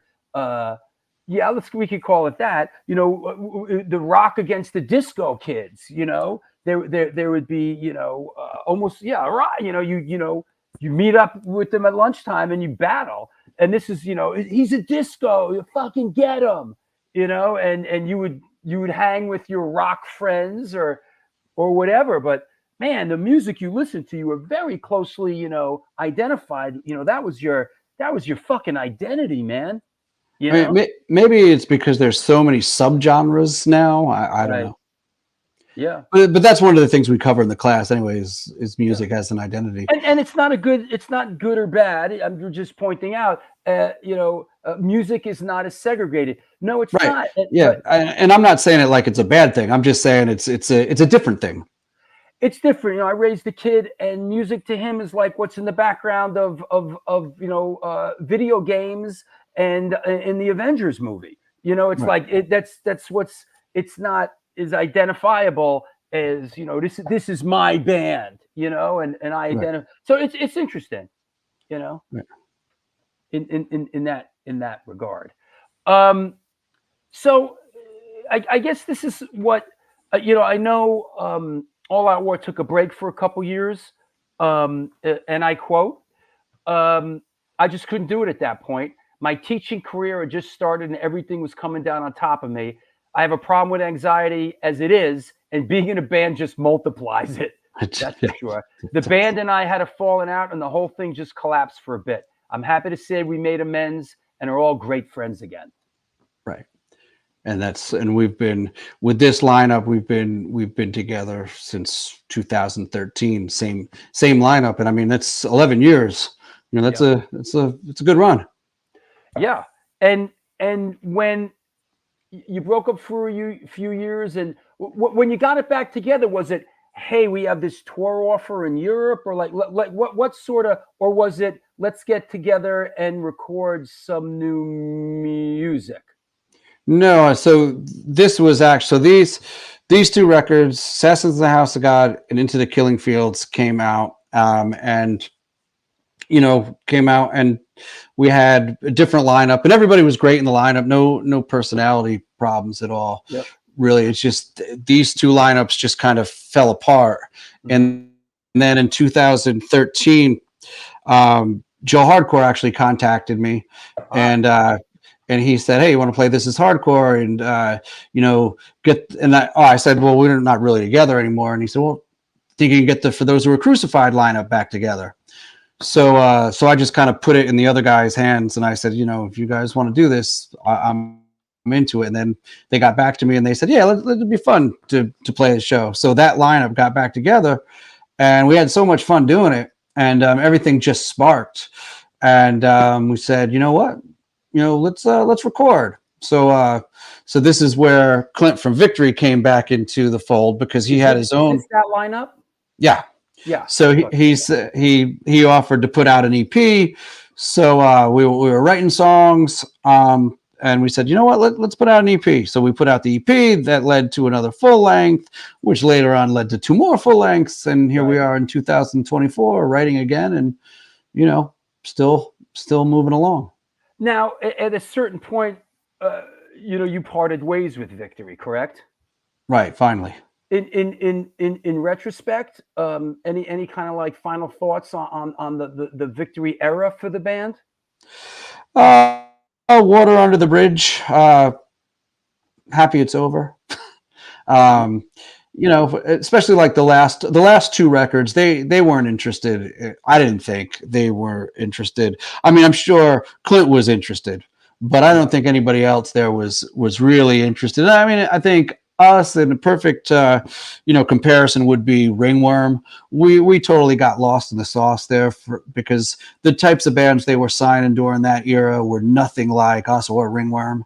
So we were kind of there, but for some reason they wouldn't let us go, so they just held on to that. "Oh no, you signed a contract for 4 records, so you got to live out the contract." But the records weren't really being promoted at all, and they were just basically putting out the records, and I was totally confused on why they wanted to put out the records, because they couldn't have been making, or they obviously weren't making any money off the records. So it was like, what was the point? Because it was you still were spending money to have us record, and it wasn't like they were having us record in some basement. They were sending us to Big Blue Media to record these records. So they were shelling out money, but the records just came out, and then they came and went, and that was that. What was Give Us Extinction on Organized Crime Records? Right. That's Clint's record, and Dying Gods EP came out. I see. So basically this now, was it a sub label of Victory, or no, something totally separate? Totally separate. Clint worked for Victory, but the records were not connected. The record label was not connected. And this was the first record apart from that. Right. Got it. Any thoughts? Second record. Got it. Any thoughts on this? No, it's great time. Like it's like a renaissance moment for the band, resurgence, I guess, if you want to call it that. Hey, Mike. Yeah. So no, just back to actually just being free again and just being able to write music, it was great. It was really liberating, and I love the creative process of being in a band. That to me, that's the most important thing, the creative process, getting together with friends and writing music. I mean, that's the number one priority as far as I'm concerned. I love, especially as I've been getting older. At first, it was all about like playing live. I love playing live, and then the recording stuff came separate. But as I got older, now it's the creative process and writing music. And I think, and I could speak from personal experience, I'm playing with a couple guys that I actually really like and consider friends. And it's as life has moved on, there's a certain currency in spending time. It's almost like it gives me a good excuse to hang out with three of my best friends. Exactly. It's like, that's where I'm at too, with all the projects I do. Yeah.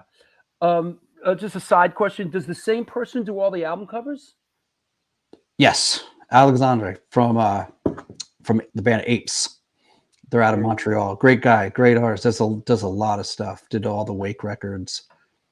How'd you connect with him? I just put it out there on Facebook, around 2014. I said, look, we're putting out a record. We need somebody to do an album cover. Anybody interested? And a bunch of people sent me stuff, but his just blew us away. So we were like, okay, let's go with him. And we've been working with him for everything. He does all the t-shirt designs. He does everything for us. That's great. And he's a fantastic person on top of it. Is there a place like, here's a shot of you guys playing Japan. Is there, you guys, through the years, you've done a lot of tours. Is Japan a real stronghold for all? Are there any places that you're just, when you see that on the itinerary, you go, oh yeah, I love, that's like, we love that place. We got 3 spots out of the country. We got Japan, France, and Belgium. We're always great for us. Always great. Belgium, especially. Belgium, even before we started playing overseas, like we used to get so much mail from Belgium. Yeah, people mail, not email, mail, but from Belgium. Yeah, that's great. Yeah, Belgium's. I want to as we kind of truck on here. I think we'd be amiss to let's talk. Let's mix it up a little bit, and let's talk about End Rain, and how did this?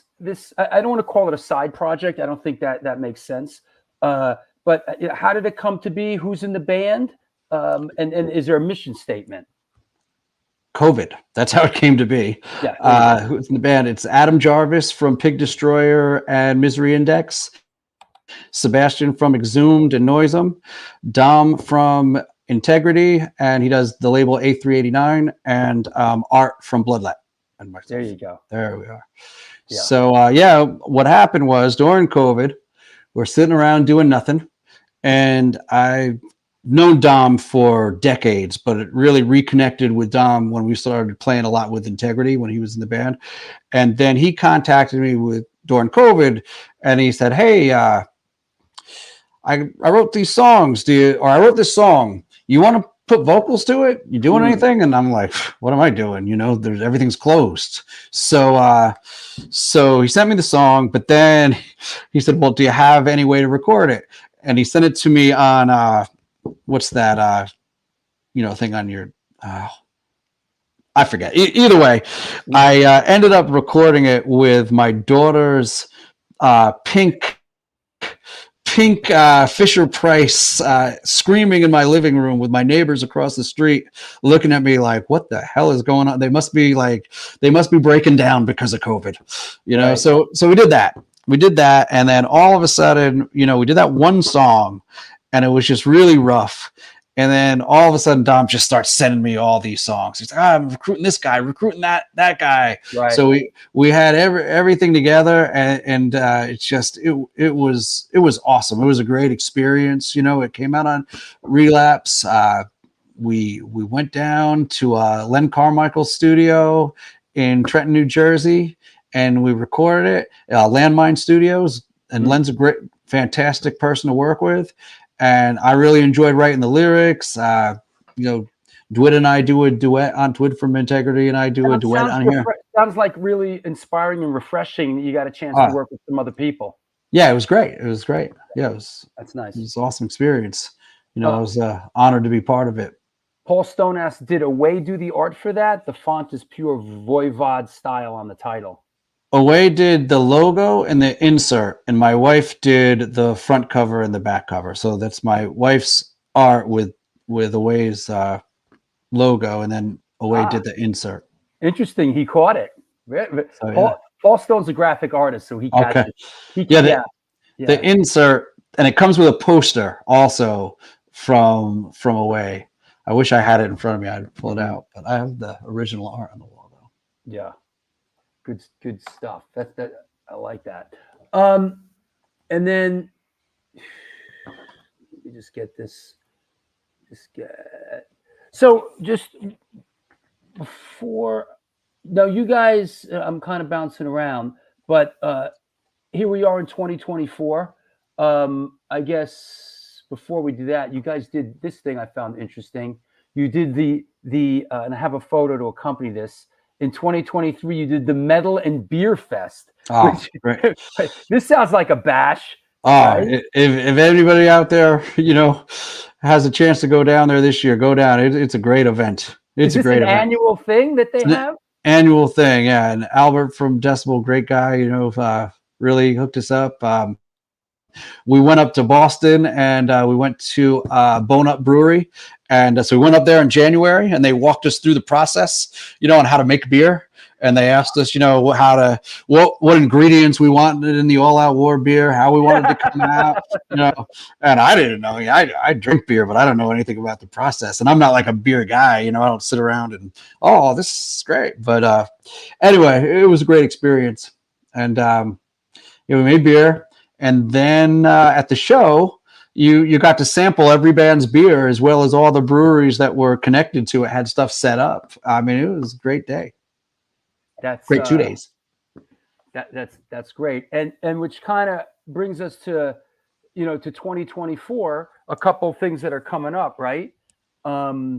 Looks like you are going to the jewel of New York State, Albany, to Empire Underground, and this is coming up this is a Mike Valente thing, right? Yeah. Mm-hmm. So and this is Saturday, May 11th. Saturday, May 11th, right? Yeah. Then, have you played Underground Empire Underground? Yeah. Not yet. Yeah, we played here twice. It's a cool room, and of course. I haven't even been to the room yet. I've been to the upstairs a few times. With the Extreme Music Awards with you, and then I saw a couple shows there. That was a great night. That was an amazing night. I had a lot of fun. And you guys, what's going on with this? This looks fucking great. Oh yeah, I'm looking forward to that as well. Yeah, that's coming up in November. Yeah. So we haven't been to Holland in a while, and I'm excited to see who else is going to play. I mean, that lineup alone is fantastic, and then they're going to announce more. So I'm looking forward to see who else is playing. For something like this, are you guys just flying over to do this, and then is it a one-shot deal? Yeah, it's a one-shot dedeal. So this is like the deal is this will be our exclusive European show for the year. It's hard, when you do these things, it's hard. You think, we'll go over there, we'll book a couple shows around it. The problem is that everybody else on the bill is looking to book a couple shows around it. So it's impossible to book anything around it most of the time. And it's even hard, like when you go over and tour Europe in the summer, because, there's 8 million festivals going on, and then you try to book club shows around it. And some of them are great, but some of them kind of get the wind taken out of them because everybody's at the festival. Yeah, absolutely. Let's talk a little bit about the latest release. Here we go. Celestial Rot. Can you give us a take on it? It's way more extreme than anything we've done so far. Again, this was we wrote most of this during COVID. So we were just going down the rabbit hole of different types of extreme music. You know, a lot of grind on this record, a lot of black metal stuff, as well as like the signature All Out War stuff. But it's definitely our fastest record. It's definitely our most extreme record. I'm very proud of this record. Recorded totally in-house by our guitar player, Taris. He also just mixed the Demise stuff. So, sure. This is one of my favorite records that we've done. My friend Ralph did backing vocals on it. I think the whole thing came out, really well. And I think that, adding the new influences and kind of expanding on what we usually do made it all that much more fun to be involved with. And we've already started writing new stuff too. Right. So hopefully we'll put out another record, in next year or so. When you mention like new influences, what has appealed to you? What has spoken to you? What has got you excited in the past couple of years? I mean, there's lots. There's this band, Caustic Wound from the Pacific Northwest that I like a lot. They're like really grindy, like they kind of remind me of Repulsion. So I like that band. There's this band Spectral Wound from I think they're from Canada. They're like a black metal band. They put out a great record a few years ago, but I saw them in Brooklyn in 2021, I think 2022, and they were just great. So yeah, just kind of during COVID, just kind of went through, just listening to music because everything, as everybody knows, everything was shut down. But especially like teaching, my school was totally closed. We weren't even online. Wow. because we were caught so off guard. Because sure. I remember just like probably everybody else, but I remember that week in March where they told us, okay, send the kids home with like a week's worth of work. And I was thinking, oh, okay, we've seen this before. Like I remember like, what's that like bacteria, not ringworm, but MRSA. Is it MRSA? Is that what it is? Either way, we've closed down for that before. We've closed down for like flu for like 3 days. So that's what everybody's expecting. Okay, we'll be gone for a week. Right. And then a week turned into 2 weeks, 3 weeks. And I'm just sitting here listening to music, So, and I mean, that's really where Celestial Rock came from. Just sitting here, listening to music and just diving into me and our guitar player Andy, just hey, did you hear this band? Did you check out this band? And it was, I mean, don't get me wrong, it sucked. I mean, COVID sucked. I mean, that's obvious. I mean, I don't have to. But as far as being excited about music again, it really worked out in the positive in that way because what else was there? Hey, this show started in my father's kitchen in Florida because I got stranded down there. I went to go visit my dad, and then everything shut down, and I ended up staying with my dad to help him out for months. Basically, the day sort of things shut down, I started this show 2 days later, and this show has just been an incredible one of the joys of my life. 310 episodes in.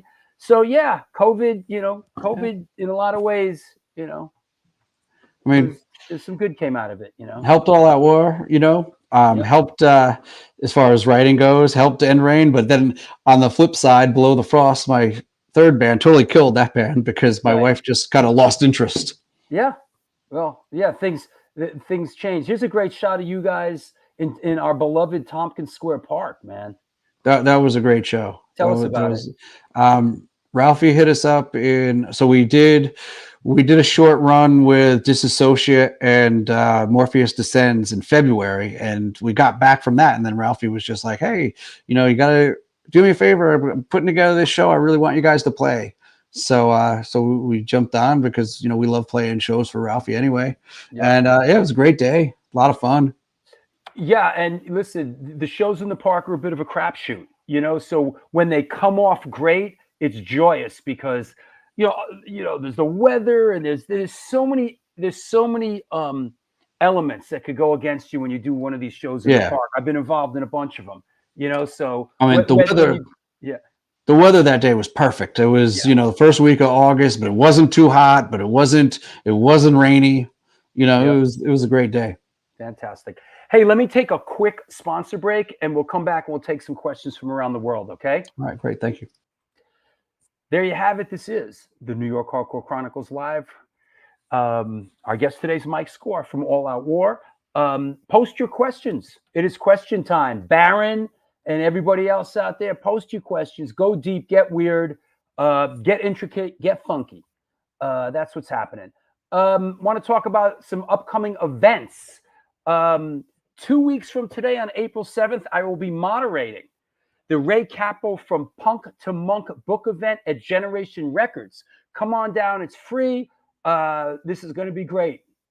2 weeks after that, I am doing the same up at Bridge 9 Records in Beverly, Mass. So if you're up that way, that's Saturday, April 20th. And I will be zooging right back as soon as this fucking event is over. I'm in the car on the way back to New York City because the very next day at the Bowery Electric, it is the Back to the New York Hardcore Roots series. We're back Sunday, April 21st. Free all ages Sunday matinee on the Bowery with Faded Line, the Car Bomb Parade, Brick by Brick, Mike Valente, Upstate Represent, Kings Never Die, and Fahrenheit 451. Also, this just came over the wire the other day. There is a benefit for Jesse Malin. It is in our beloved Tompkins Square Park. Cousin Joe popped by before. It is War Orphan, The Capturers, Murphy's Law, Madball, and Go-Go Bordello. I need to put up the GoFundMe because these shows cost money to put on, bring in the big stage and all that. We got to cover the costs here. So I got to get that GoFundMe and get that up. So that has just been announced. Jesse Malin is our patron saint, and this is a benefit for him. Big show, Go-Go Bordello headlining. Up at Bridge 9 Records again. This on Saturday, May 4th is an art show with Mike Gallo, Laurie Dawn, and a couple of others. And then the Black and Blue Bowl, day 1 and day 2. Day 1 is May 18th with Agnostic Front, Slapshot, Conservative Military Image, personal favorite of mine, the Demise, who we just mentioned, a couple of others, and also the next days with Madball and Drain. And I just want to mention tickets, although the second show is sold out, they still have tickets at Generation Records. Saturday, May 25th, Tompkins Square Park, Rebelmatic, Incendiary Device. It's going to jump off tonight. Non-Residents, Cartel, and Redwoods. Rampage Fest 6, Sunday, June 2nd at the Bowery Electric. Upstairs, downstairs, free all ages. Sunday matinee on the Bowery. 7 bands, 2 stages. And this was just announced the other day. Sunday, June 21st, the 50th Back to the New York Hardcore Roots show. 50th between A7 and Bowery Electric. Sworn Enemy, Incendiary Device. It's going to jump off tonight. Cropsy with their new singer. Redwoods featuring Colton Schuler, drummer, extraordinaire son of Danny Schuler from Biohazard, and Foul Pride. So all this is going down. Also, I want to mention tonight, might be a little late for you European folk, but there is a screening of the film I directed. Who the fuck is that guy? The Fabulous Journey of Michael Alago. It's on. Look up. How do you do this? The Metal Up Your Ramp on Instagram. The link is in there. The invite link. It's Metal Up Your Ramp. Instagram. It's like we all watch it together, and there's a chat room there. So that's happening at 9:00 East Coast time. Once the show's over, I got to eat dinner, decompress, and then sit back in front of this friggin' computer again for another 2 hours. But Alago's going to be there. I'm going to be there. We're going to be fielding questions regarding the film. So feel free to stop by. Should be pretty cool. Questions for Mike Score, please post them. Here we go. Let's get Mike back on. And there you go. Hey, Baron, yes, of course, Baron. My pleasure. Could you ask Mike if he remembers playing the Club Deviate show in Salt Lake City? I've been trying to find the flyer. I have to see who the bands that opened up. Thanks, man. Do you remember this Club Deviate? That was, I believe, that was with Buried Alive. Buried Alive, maybe Reach the Sky. Probably summer of '99. I'm thinking. Baron, does that sound right to you? Makes sense. Mike Rodriguez says, Mike is one of my daughter's favorite teachers.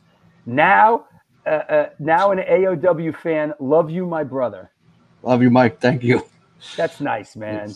Yes. That's nice, man. You know, that's great.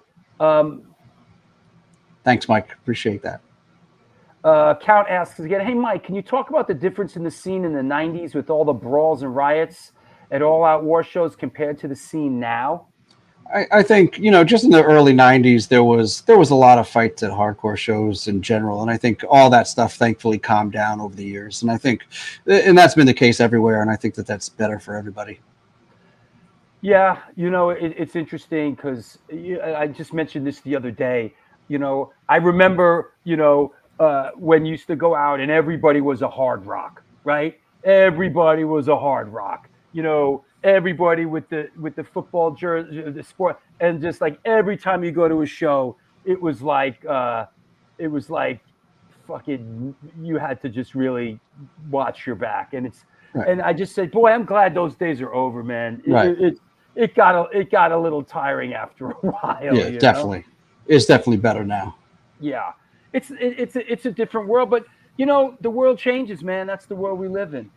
You know, Joe Frank, I wouldn't necessarily say we got old because there's a lot of young people that come to shows too. And even at shows that are populated by young people, they're not punctuated with violence. It's just not part of the music culture these days. Do I have this one somewhere? Wait, don't I? Oh, wow. Speaking of which, wait, I got to go back to the flyers here. This is because this is good shit. Hold on, let me clear the deck. I mean, and I'm not trying to conjure up, stories of violence, but love this one, the infamous Castle Heights. Was this a favorite go-to for those in Europe? Can you set the table of Castle Heights? I don't know. I always had fun there. Like they just danced really hard there, you know? Yeah, right. It's all. I mean, I always had a good time. I don't know how many times we played there. I think maybe like 3 times. I don't know. Somebody would have to help me out. But yeah, it was a great venue. Kevin Scandato, like, you know, he was the man as far as booking shows, you know. John the Doorman, great memories of that guy. You know, still keep in touch with him. Still talk to him. I love this bill. All out war, everybody gets hurt. Billy Club sandwich. And Joe Frank, Billy, good night. See ya. Game over. You know. Yeah, that's a good one. And then this is giving me an excuse to kind of get into a couple of the flyers that are left. Yeah, this is a great one because he's asking about Coney Island High. Oh yeah, so I have this flyer of Coney Island High. This is in that particular. This is so. Pizza Machine, Any Memories playing Coney Island High in January '99 with Indecision in E-Town. And here's a different Coney Island High flyer. I think that the All Out War Disassociate show, I think that and Black Army Jacket, I think that's the only time we actually played Coney Island High. I think. I'm pretty sure the E-Town show, I think E-Town actually probably took our spot. I think we had to cancel. If I can remember.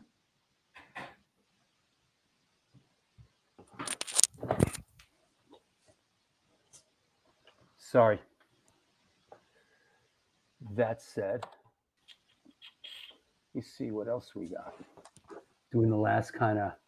This is. I love these old flyers. And before we take another question, but this is from 1997, and this comes up a lot. The Newberg Skate Park.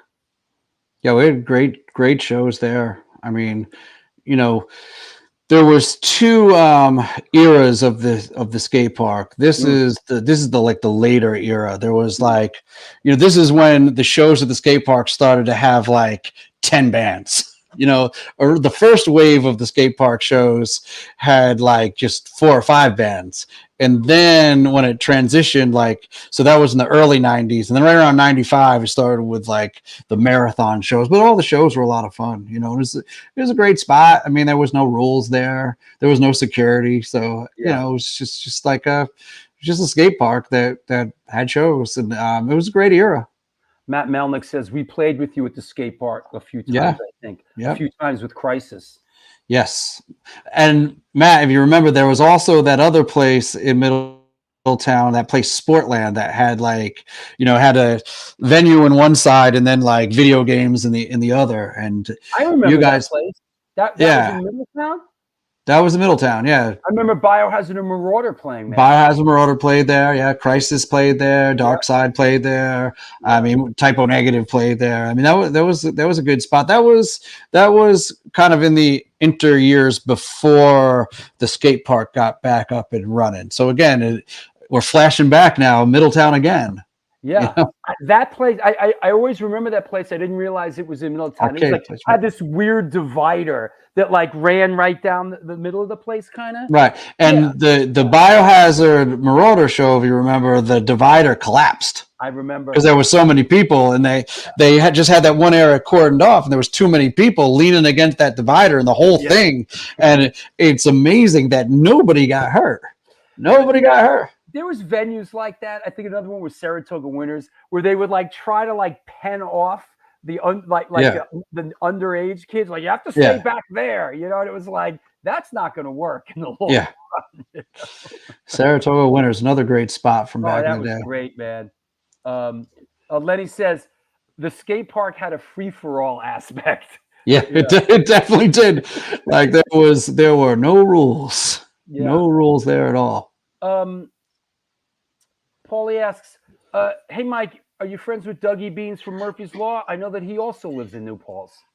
I know him, but I wouldn't like say friends. But I remember when he played in bands, after Murphy's Law in town here, and he owned a restaurant called the Bistro forever, and he just sold it. And I was so sad that he sold it. I mean, that was a great spot because, you went in there and it had all the old Murphy's Law flyers, and then it had all the Anthrax handbills from the Anthrax Club. So it had all those handbills, and like you walked in, and where else could you walk in and there'd be like, Bad Brains posters, Motorhead posters. And, it was a great spot, and now he sold it. So now I haven't been in there since new management, but I know before he left it, I went in there and it was so sad because all those posters were off the walls. Everything was gone.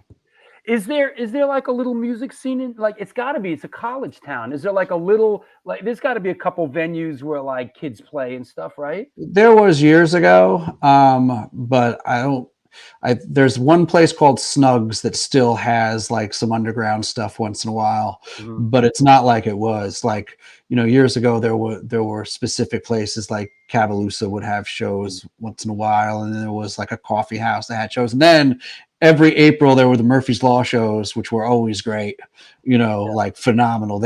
There was, at first they were having them right in town at a house, at the Pi Alpha New house, right behind a beer distributor. Right. And, that was great. So I saw Murphy's Law there, and, long before Green Day was throwing mud, they were throwing mud at Murphy's Law shows at Pi Alpha New house.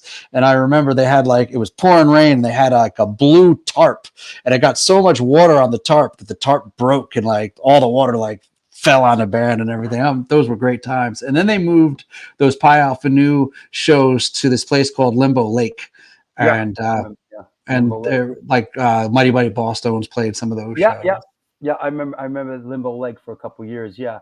One of our resident historians, Chucky Brown, asks, I see he's wearing a nausea cap. Can he speak on the Cyber God cover track on the 2017 Give Us Extinction album. I believe the track features Emily from the Strap Hangers. Yeah, I just posted that today, actually. Yeah.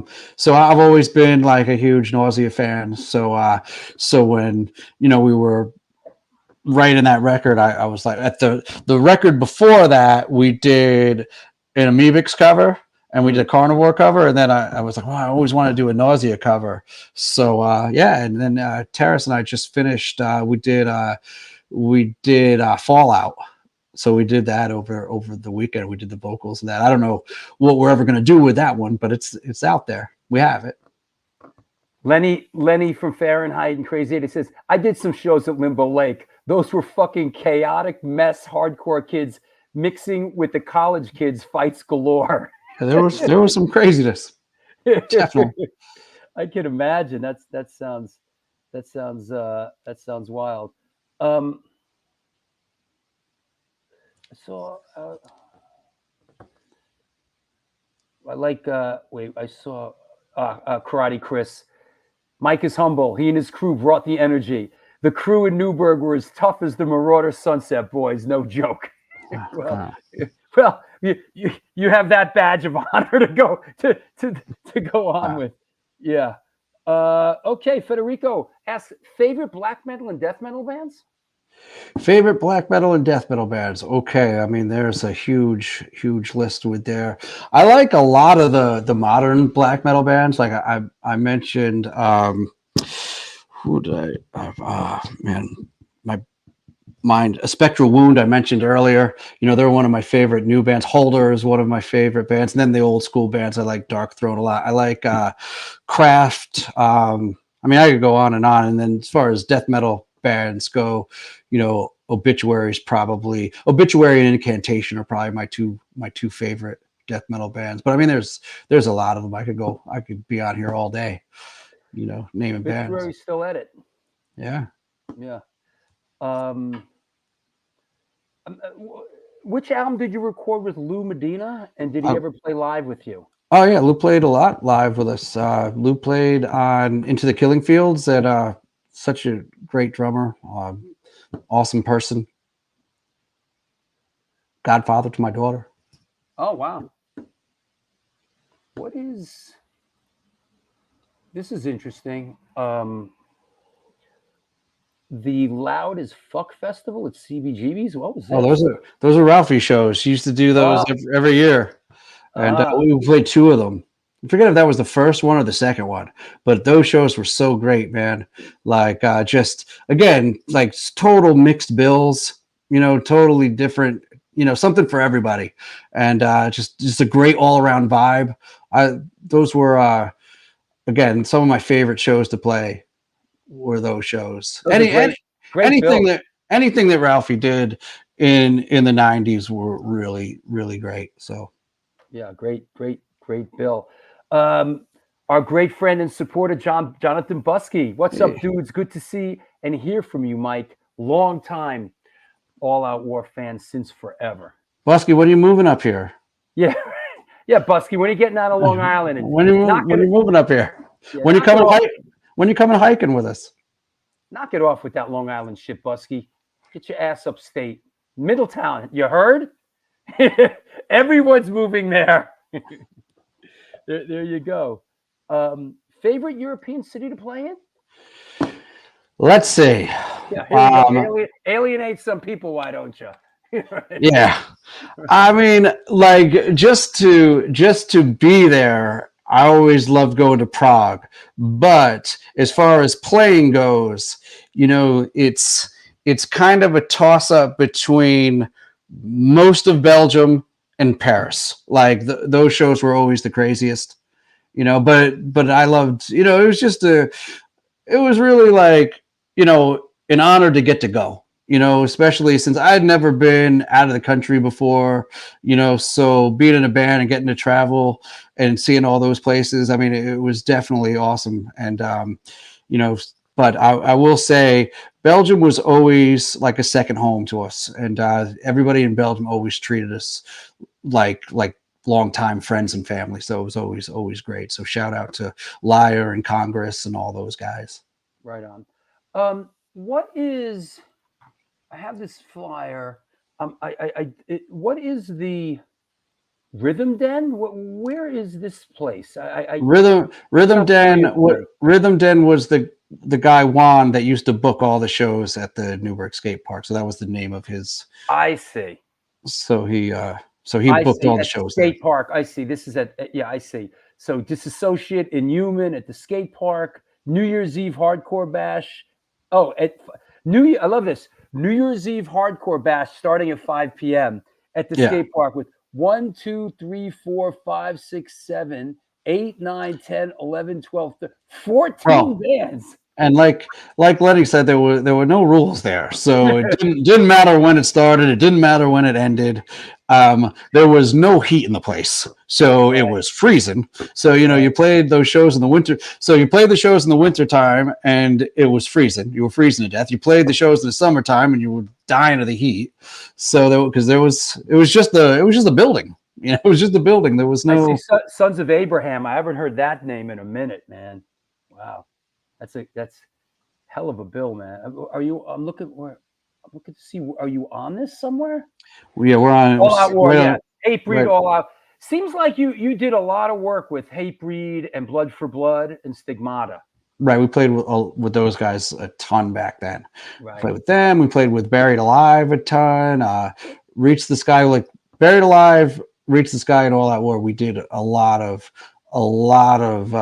short tours, long tours. It seemed like we were playing with them every weekend. But yeah, we played with Hatebreed a lot.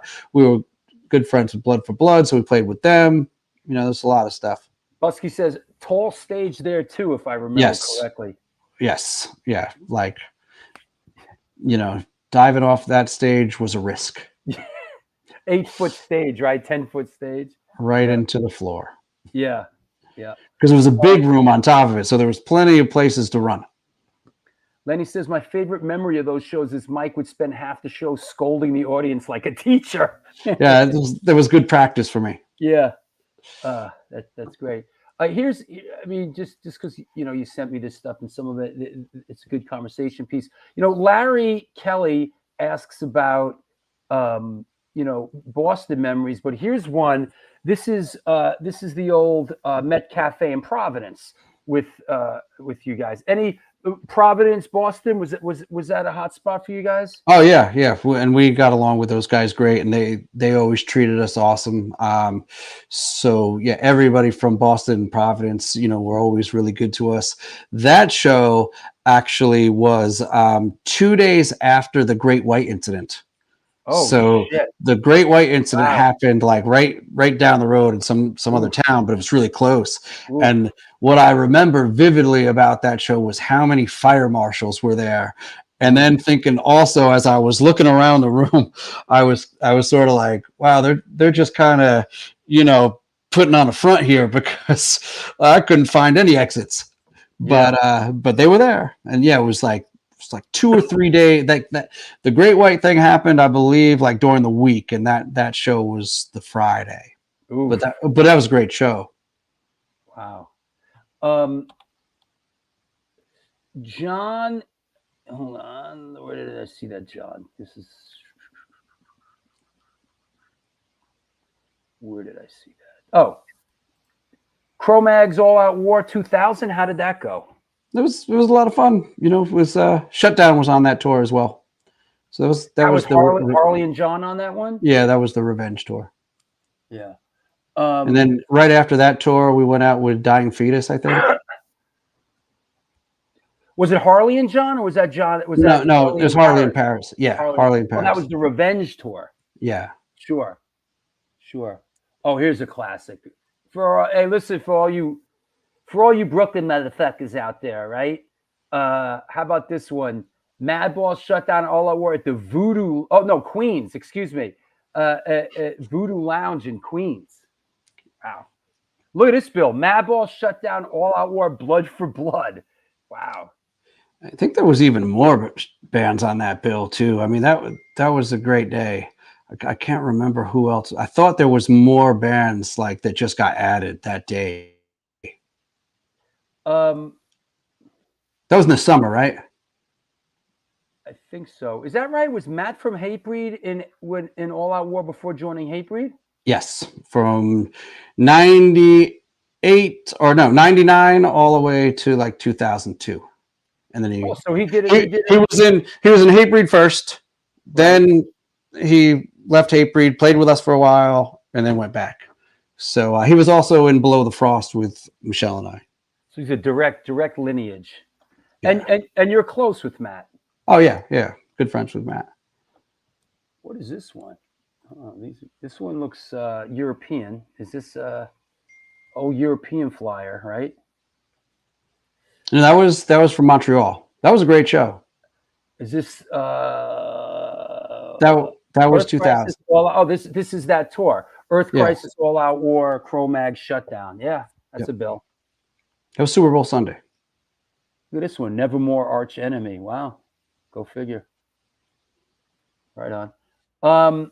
Let's see. Any others? Yes, Voodoo Lounge was around for a quick minute. Yeah, that was. Yeah, I remember playing there a couple times. But it was like right around the same. I think it was the same year. Yep. Hey, Mike. Barry here from Hey, Barry. Go to Mentis. Yes. One of our Go to greatest Mentis. shows. What's that? Go to Mentis Go to Mentis. from the Bronx. One of our greatest shows with All Out War, Bronx 1995. So we played there, Barry, with you guys at the Depot. But didn't we play somewhere else too, or was it just at the Depot? We must have played with you guys more than just there. I remember the Depot show was, I think, Crown of Thorns, 25 to Life. I'm trying to remember. The Depot in the Bronx. Yeah. That was a great spot, but didn't last very long. Was it literally like a train depot? Is that right? Yeah. I don't know. It was. Ramon asks, what favorite band would you like to sing for one night? Ooh, I don't know. Yeah, so many, dude. That's a hard one. That's a hard one. I don't know. Creator? There you Creator, go. maybe? Yeah, Go Metal. Yeah, he says it was a train depot. Yeah. That's sad. Here as we sort of head down the home stretch here. Here is another one. This is a pretty banger. What is this? In Maryland. Napalm Death AF Toxic Holocaust All Out War 2015. Cafe 611. It's a tiny room, but it's like packed show. Obviously, just from the flyer, you could tell it was a packed show. But we played a few times down there at that place. Zach, who manages I Hate God, books that place. Train Depot only lasted about 6 months. It was is that right? It was one of Nikki Camp's places. Was it? Ooh, okay. I didn't know that. The infamous Nikki Camp. Same guy from Bond Street, right? Yeah, that's right. Bond Street, and he had Blackthorn 51. Hegs says, "What's up?" Ever considered doing a tribute EP like Integrity did the Septic Death 7-inch? We've floated around recently doing like a covers record, but I don't know. Never. It's a good idea though. It's definitely interesting. I don't know if we did a straight up tribute EP. I don't know what band we would probably like debate it forever. Yeah, I don't think the five of us would see eye to eye on it at all. Frederick, Maryland represent. We're playing down in Maryland. We're playing at Savage Mountain Punk Fest. That's happening. It's not totally announced yet, but I know Scream is headlining one night, DOA is headlining one night, and we're playing the middle night with the Flesh Tones. So if you're down there in Maryland near the Savage Mountain Punk Fest, we'll be playing. That said, I just saw him the other day with his bad wig. He lives over in Kew Gardens, Nicky Camp. Ouch. Yeah. Oh, finally, this is a nice way to cap it off. Our great friend and supporter, Bob Riley from Murderers Row, formerly Stigmata. God knows I've had a lot of fun times and tours with the All Out War but the All Out War Stigmata European tour was the funniest, craziest tour I've ever been on, hands down. And I was only on the second part of that tour because my friend Caesar actually sang the first half because I was finishing my college degree to be a teacher. Wow. So there's the connection. But yeah, but Bob, that was a great time. It's always a great time hanging out with Bob Riley. Always. Love Bob Riley. That said, I want to thank you for coming on the show. I appreciate it. We had a good time. Is there anybody you want to shout out or thank? Oh, just everybody. All my friends have been chiming in. You for having me on, and just thank everybody for supporting All Out War for 30 years. It's been a great ride, and thanks everybody for always coming out to the shows, buying the records when they come out, or showing even a little bit of interest. We thank you. It's been a lot of fun, and hopefully a lot more years to come. Fantastic. If anybody wants to reach out to Mike, his Instagram is down there. Reach out to him.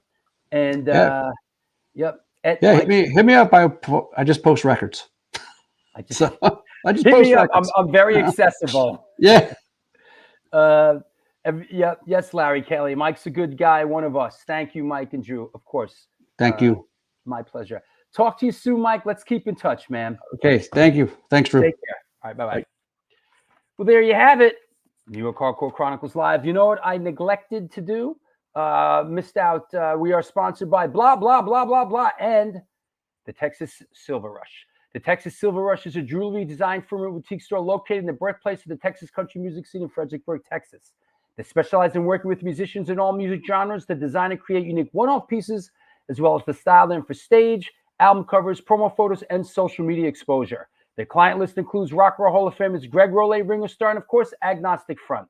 Information on online sales will be taken at their Facebook and Instagram pages, and of course, www.texassilverrush.com. Last but not least, 126 Hardcore Clothing is a streetwear brand for restless individuals who don't compromise. They're about being positive, spontaneous, and true to yourself.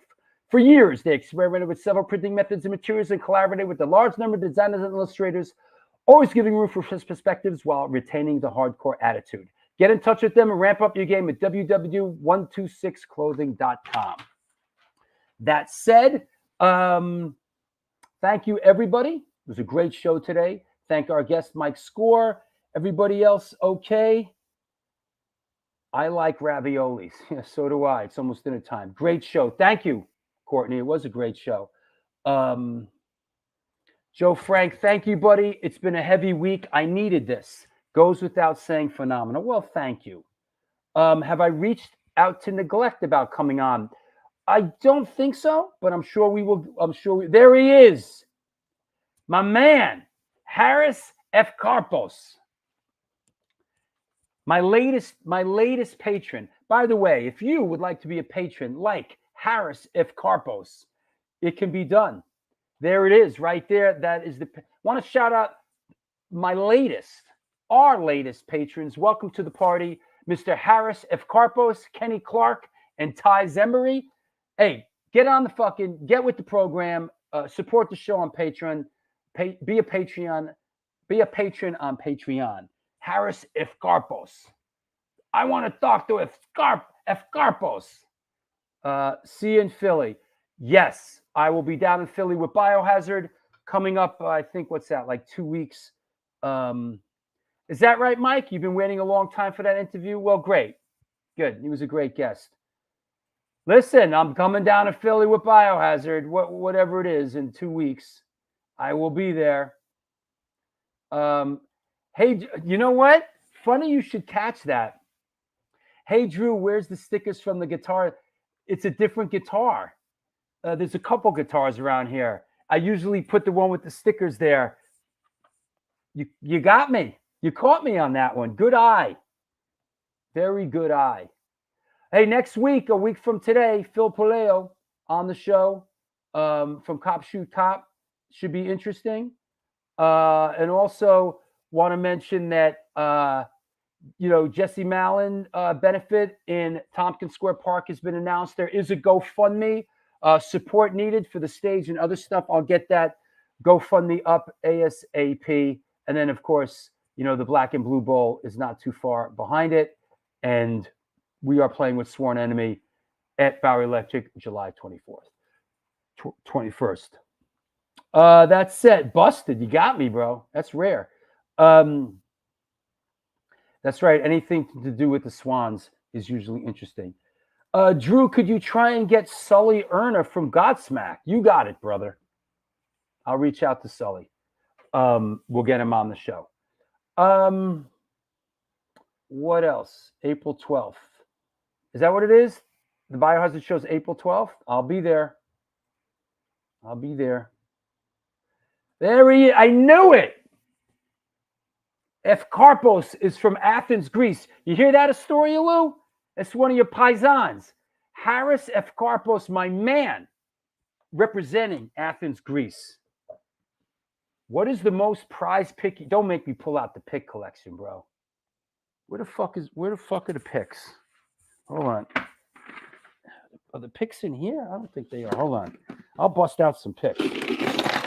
No, they're not in here. I'll bust out the pick. Yeah. I got a Keith Richards pick that I actually caught at a Keith Richards show. That's pretty great.